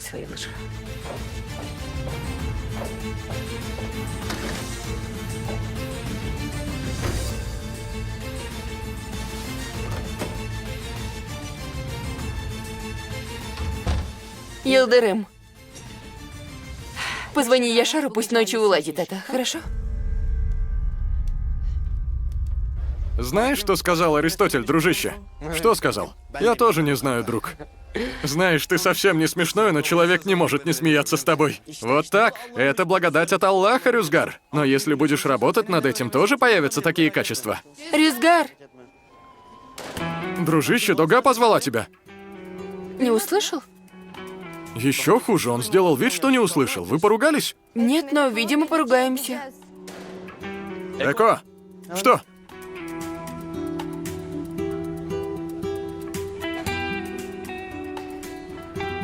Что за выходки? Нет, ничего. Рюзгар. Ты сказала папе про дело с учебой? Да, я. Какая ты молодец. Необходимо поговорить. Нет, не надо. Давайте все по местам. Урок начинается. Поругались, выбирая свадебное платье? Дружище, девочки в такой период очень нервничают, надо быть мягче. Эко, молчу. Тишина. Тихо.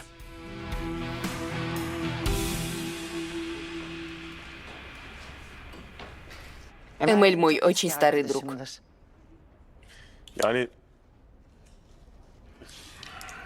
Я не понял, почему они меняют бюро. То есть, если честно, не понял, что касаемо закона можем сделать мы, чего не могут Аксои. Скоро она будет тут, сам спросишь, Мехмед. То есть огромная фирма хочет с нами работать. И ты спрашиваешь причину. Ты тоже странный, правда? Я не говорила вам держаться подальше от моей семьи. Что такое Мехмед? Это кто? Оставишь нас наедине, суде? Ты уверен? Прошу.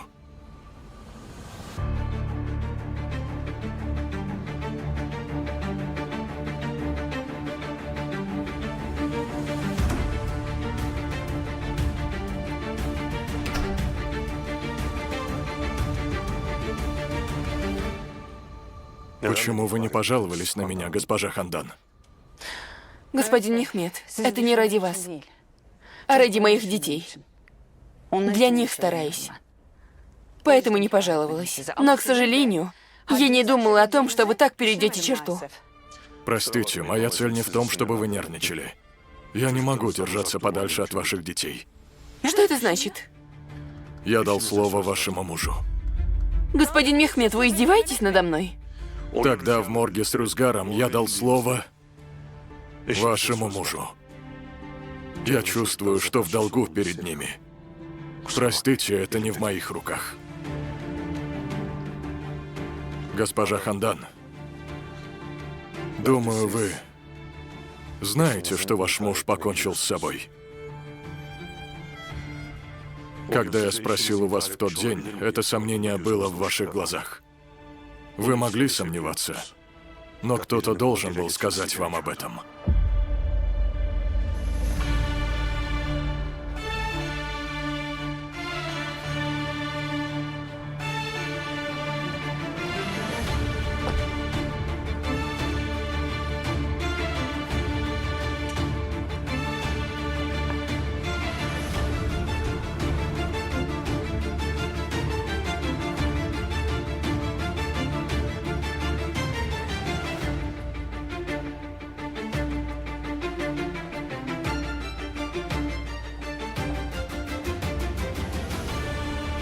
Где кабинет Мехмета Муслоглу? Отсюда справа.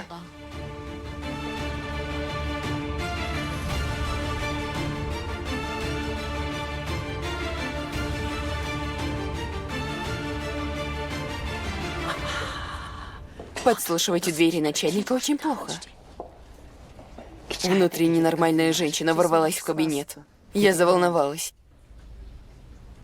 Господин Мехмет, мне хватает моих проблем. Я устала. Понимаете? Я правда устала. Я устала расплачиваться за чужие грехи. От лжи устала, предательств, тайн, от всего. Вы меня понимаете? Из-за вас я впервые в жизни ударила родную дочь. Я должна избавиться от этой раны, пока она не стала гангреной, господин Мехмет. На этом все. Я принимаю предложение вашей дочери об ужине. Сегодня вечером обе семьи сядут за один стол. И все узнают всю правду. Но вы меня к этому принудили. Я сделала все, чтобы этого не произошло. Но вы принудили меня. Хорошего дня.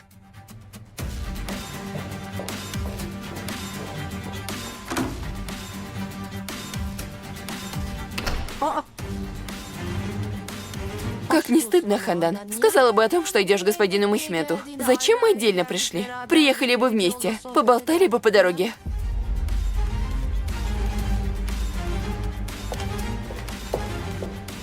Эмель, откуда ты ее знаешь? Забудь, она ни на что не годна. Ну что ж, я уже познакомилась с господином Мехметом. Ах, Хандан, вот тебе и на. Разве Эмель можно доверять? Кто знает, зачем она гонится? Я говорила тебе об Эмель, господин Мехмет. Она владелец и директор фильма Секчин. Эмель Карахан. Не слушайте, преувеличивает. Суда преувеличивает, я Эмель. Извините. Очень приятно. Добро пожаловать. Прошу. Благодарю вас.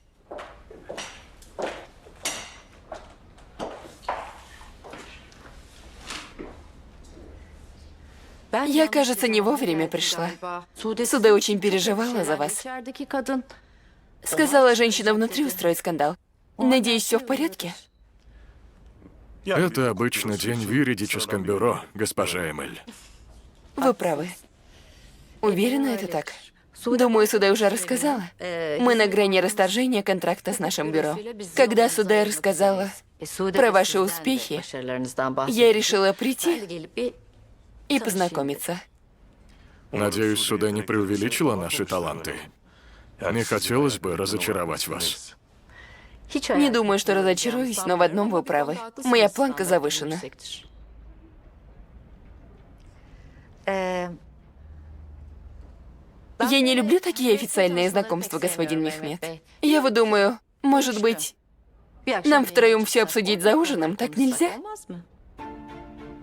Например, сегодня вечером.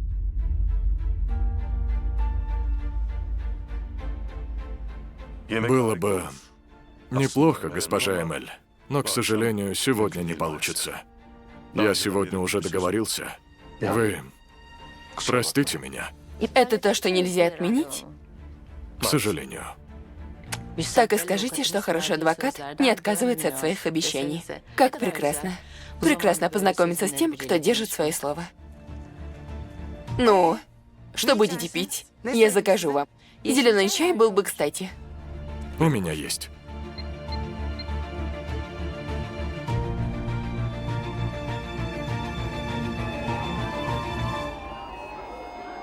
Рюзгар, идем поговорим.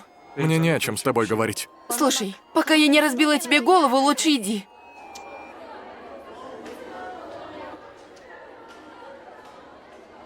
Ну рассказывай, что за обиды такие? Ты еще спрашиваешь? Да, спрашиваю. Может, потому что ты поговорила с отцом до меня? Он пришел и... Я сказала, потому что знала, что не позволит. Я тоже знал это. Послушай, Рюзгар, я сделаю все ради своих друзей. И я жду, что они сделают то же самое для меня. С теми, кто не сможет, я не буду дружить. Тут нечем гордиться. Гордость не такая вещь. Я в первый же день отвела тебя к маме на могилу. Рассказала свою историю, не так ли? Ты ведь не думаешь, что всех, с кем я знакомлюсь, я веду на могилу матери? Посмотри на меня, Рюзгар, смотри. Ты бы не сделал так же для меня? Скажи, будь я в такой же ситуации, и ты имел возможность, не сделал бы? Сделал бы. Ну вот, к чему тогда эти обиды? Скажи, если мы друзья, то будем вести себя так. В противном случае я не хочу обманывать и обнадеживать тебя. Опять спрошу, мы друзья или нет? Друзья. Ну, вот, прекрасно. Хорошо, что ты есть. Спасибо. Я вас поймал! Ты тоже, дружище. Смотрите, я не люблю нервничать, это сокращает жизнь. Хорошо? Идем сюда, идем. Поняли? Да, хорошо. Поняли?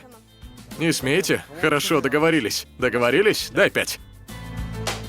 Ты меня очень удивила, Эмэль. Ты же сама говорила, с друзьями не работают. Что теперь изменилось? Мне нужно совершать добро сюда. Что? Что? Говорят, сводить кого-либо – доброе дело. Смотрю, ты сама не справляешься. Так я сделаю. Плохо подумала. Кто-то услышит сейчас. Тише, пожалуйста. Но он красивый мужчина. Теперь я поняла, почему ты зациклилась.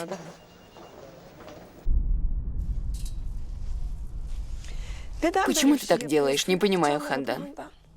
Хочу переехать в новое здание, сестра.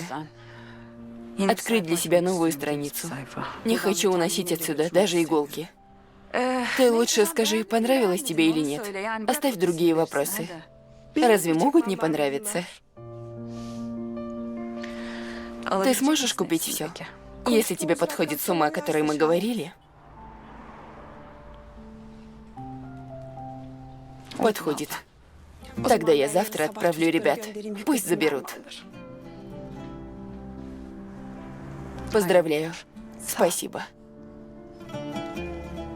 Доброго дня, Хандан. Доброго дня, сестра Гильдан.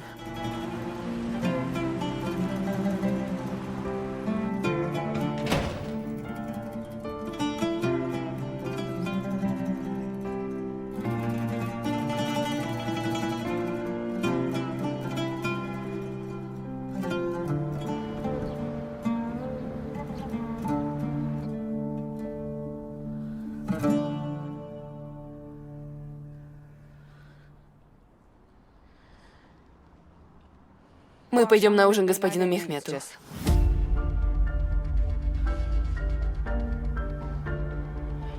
Никто из этого дома не пойдет на ужин туда. Никто не пойдет. Не позволяю. Я не пойду.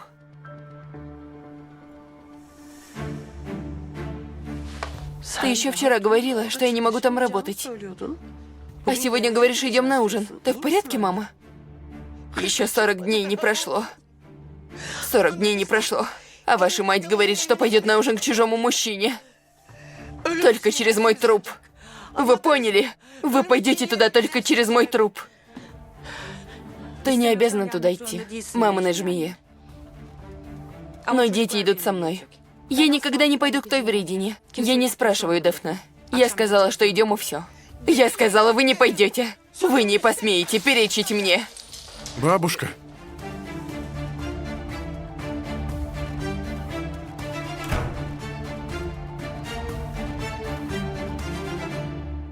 Вечером мы идем. У меня есть что сказать вам всем. Больше нет секретов. Больше не проворачиваем дела за спиной. Больше не ждем подходящих моментов. Я всего лишь один раз скажу это перед всеми. Всего лишь один раз. Теперь все узнают. Чего мы еще не знаем, мама? Я сказала, что скажу это перед всеми. Не сомневайся, Ясемин. Ты узнаешь.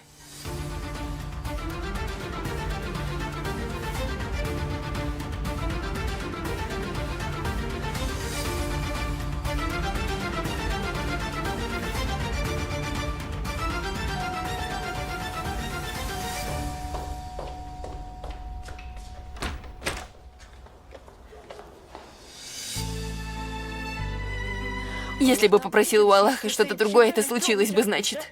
Сейчас вся семья в сборе. Иди сюда, обниму тебя. Иди сюда.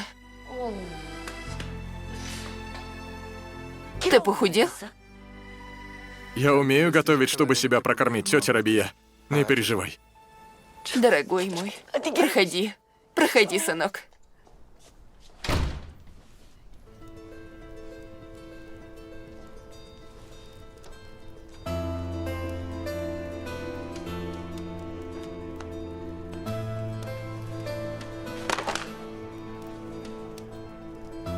Ты его позвал?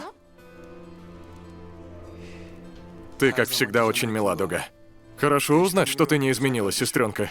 Как всегда? Откуда ты знаешь, какая я? Дога, прошу тебя, дочка, я хочу с вами поговорить. Ой, не надо. Не начинай с нотациями, что мы брат и сестра, папа. А то у нас будет несварение перед ужином. Твой брат тоже с нами будет ужинать. Ни за что. Вы меня спросили? А меня ты спросила, когда приглашала госпожу Хандан? Считай, что мы квиты. Твой брат тоже будет с нами.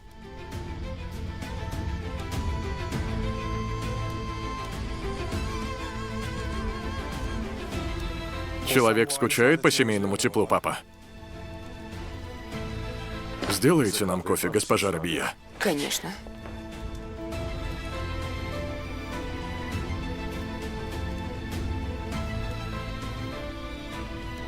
Вы только к нему на ужин не ходили, но и это случилось. Мама нас всех заставила, Ферид. Тебе нужно было это видеть. Никто ничего не понял. Бабушка извергала огонь. Мама не отпускает, говорит, там все расскажет. Он тоже будет там, да? Я не знаю. Может быть, и будет. Я не знаю, живет ли он там. Может, я тоже приду? Ну уж нет, Ферид, еще чего. Меня заставляют туда пойти. А ты что будешь там делать? Ладно, скинь тогда локацию, когда приедете. А что, ты нападешь на дом? Не знаю. Может, нападу. Ясемин, мы ждем. Мама зовет, нужно идти. Я тебя люблю. Я тебя больше. Целую. Скинь локацию. Хорошо, пока.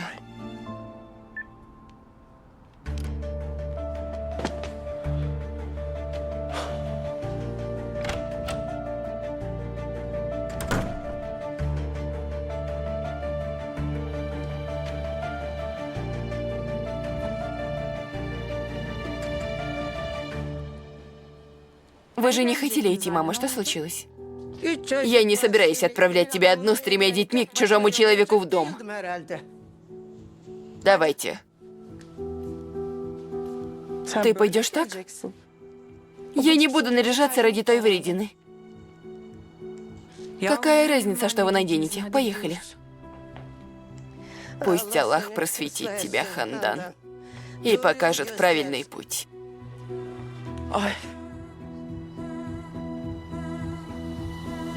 Госпожа Эмель, положить вам? Нет, Диляра, мы сами. Приятного аппетита. Спасибо, мама. Мне позвонить ей? Что сделать? Скажи мне честно, ты доверяешь Ясемин или нет? Нет, я доверяю Ясемин, но я не доверяю этому типу. По-твоему, это не странно? Он платит за школу детей, предлагает работу, приглашает на ужин. Что происходит? Странно, конечно, странно, но... Откуда взялся этот тип?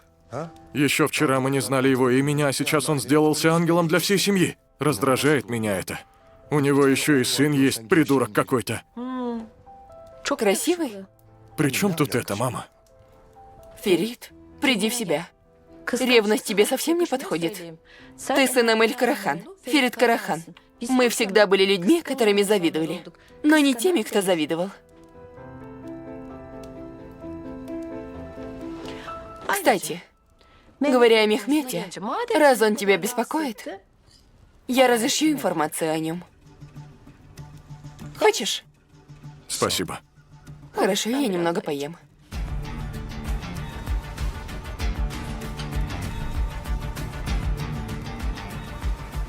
Ты сожжешь магазин Хандан, Яшар.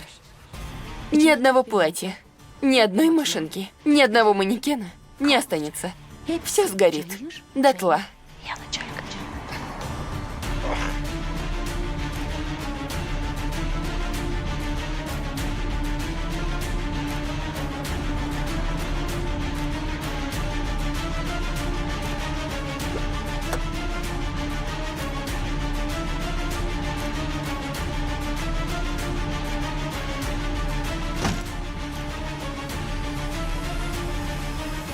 Нужно было Доге все рассказать открыто.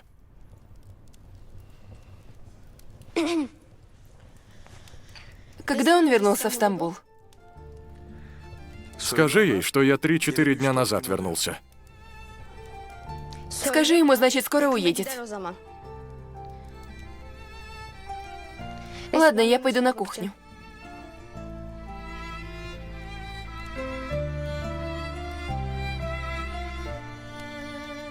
Тетя Рабия? Дорогая. Хорошо, не так ли?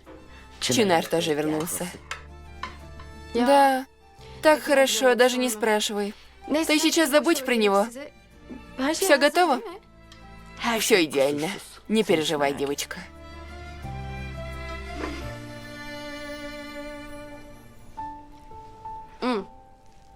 Очень вкусно, правда. На здоровье.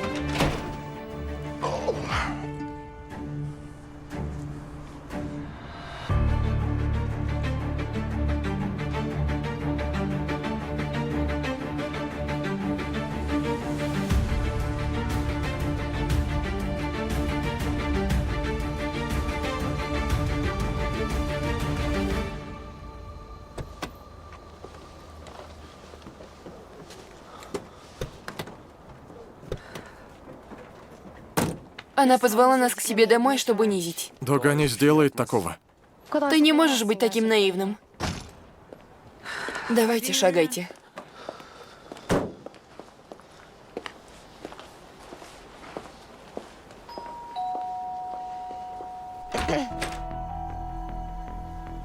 Добро пожаловать. Добро пожаловать. Надеюсь, дом быстро нашли. Существует навигатор.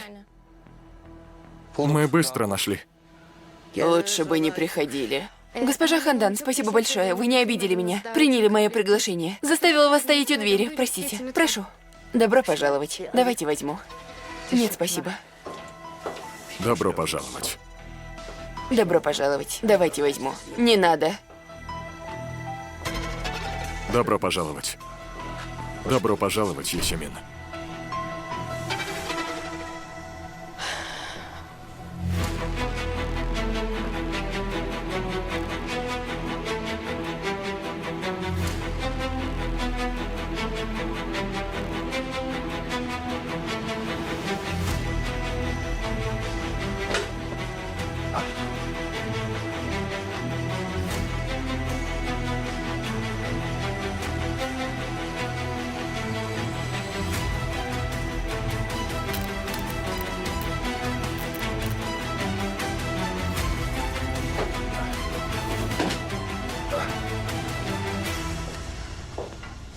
Сестра, ты видела одежду девушки? И лицо такое недовольное. Очевидно, ее насильно привезли. А ты лицо бабушки видела? Что это такое было? Дай Аллах, Дога не создаст проблем господину Мехмету. Когда они сказали про ужин, я так обрадовалась, даже не знаю. Будто насильно посадили за стол две враждующие семьи, чтобы помирить их. Я не понимаю. Кажется, на этот раз ты действительно права.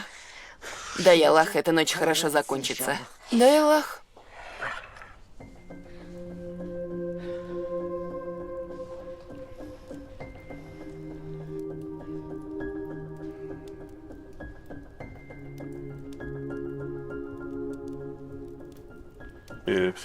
Прошу, перейдем к столу.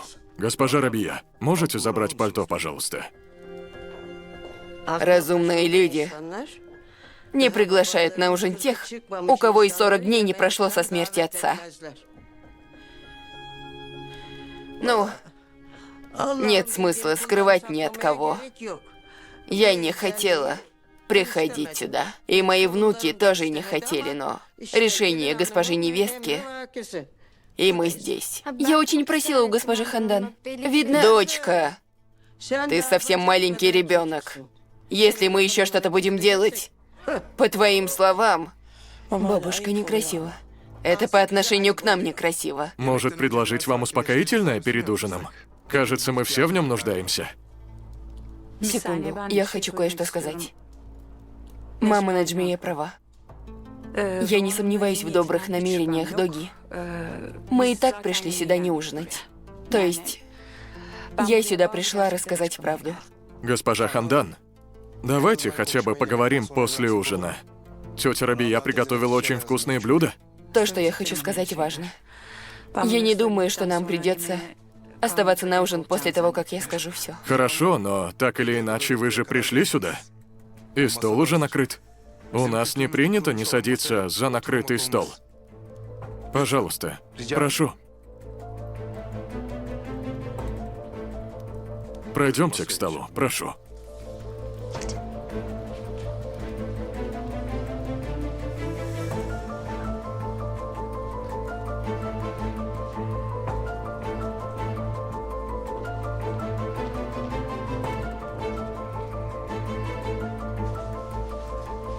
Можешь сесть сюда. Прошу, госпожа Наджмия. Благодарю.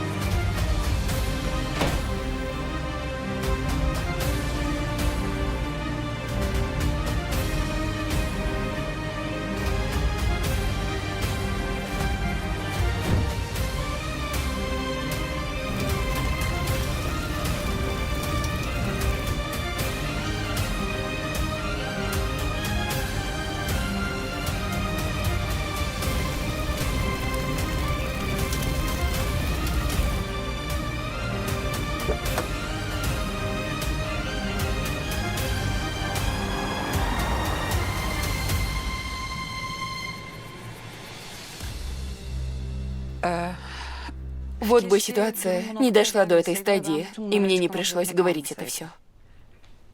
Но уже слишком поздно. Что было, то было.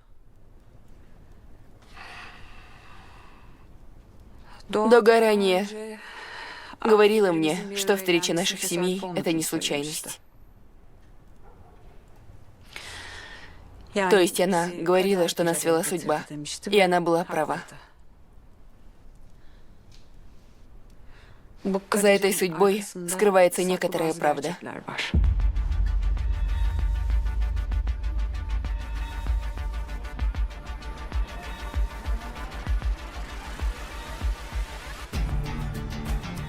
Сейчас вы все узнаете правду о господине Мехмете.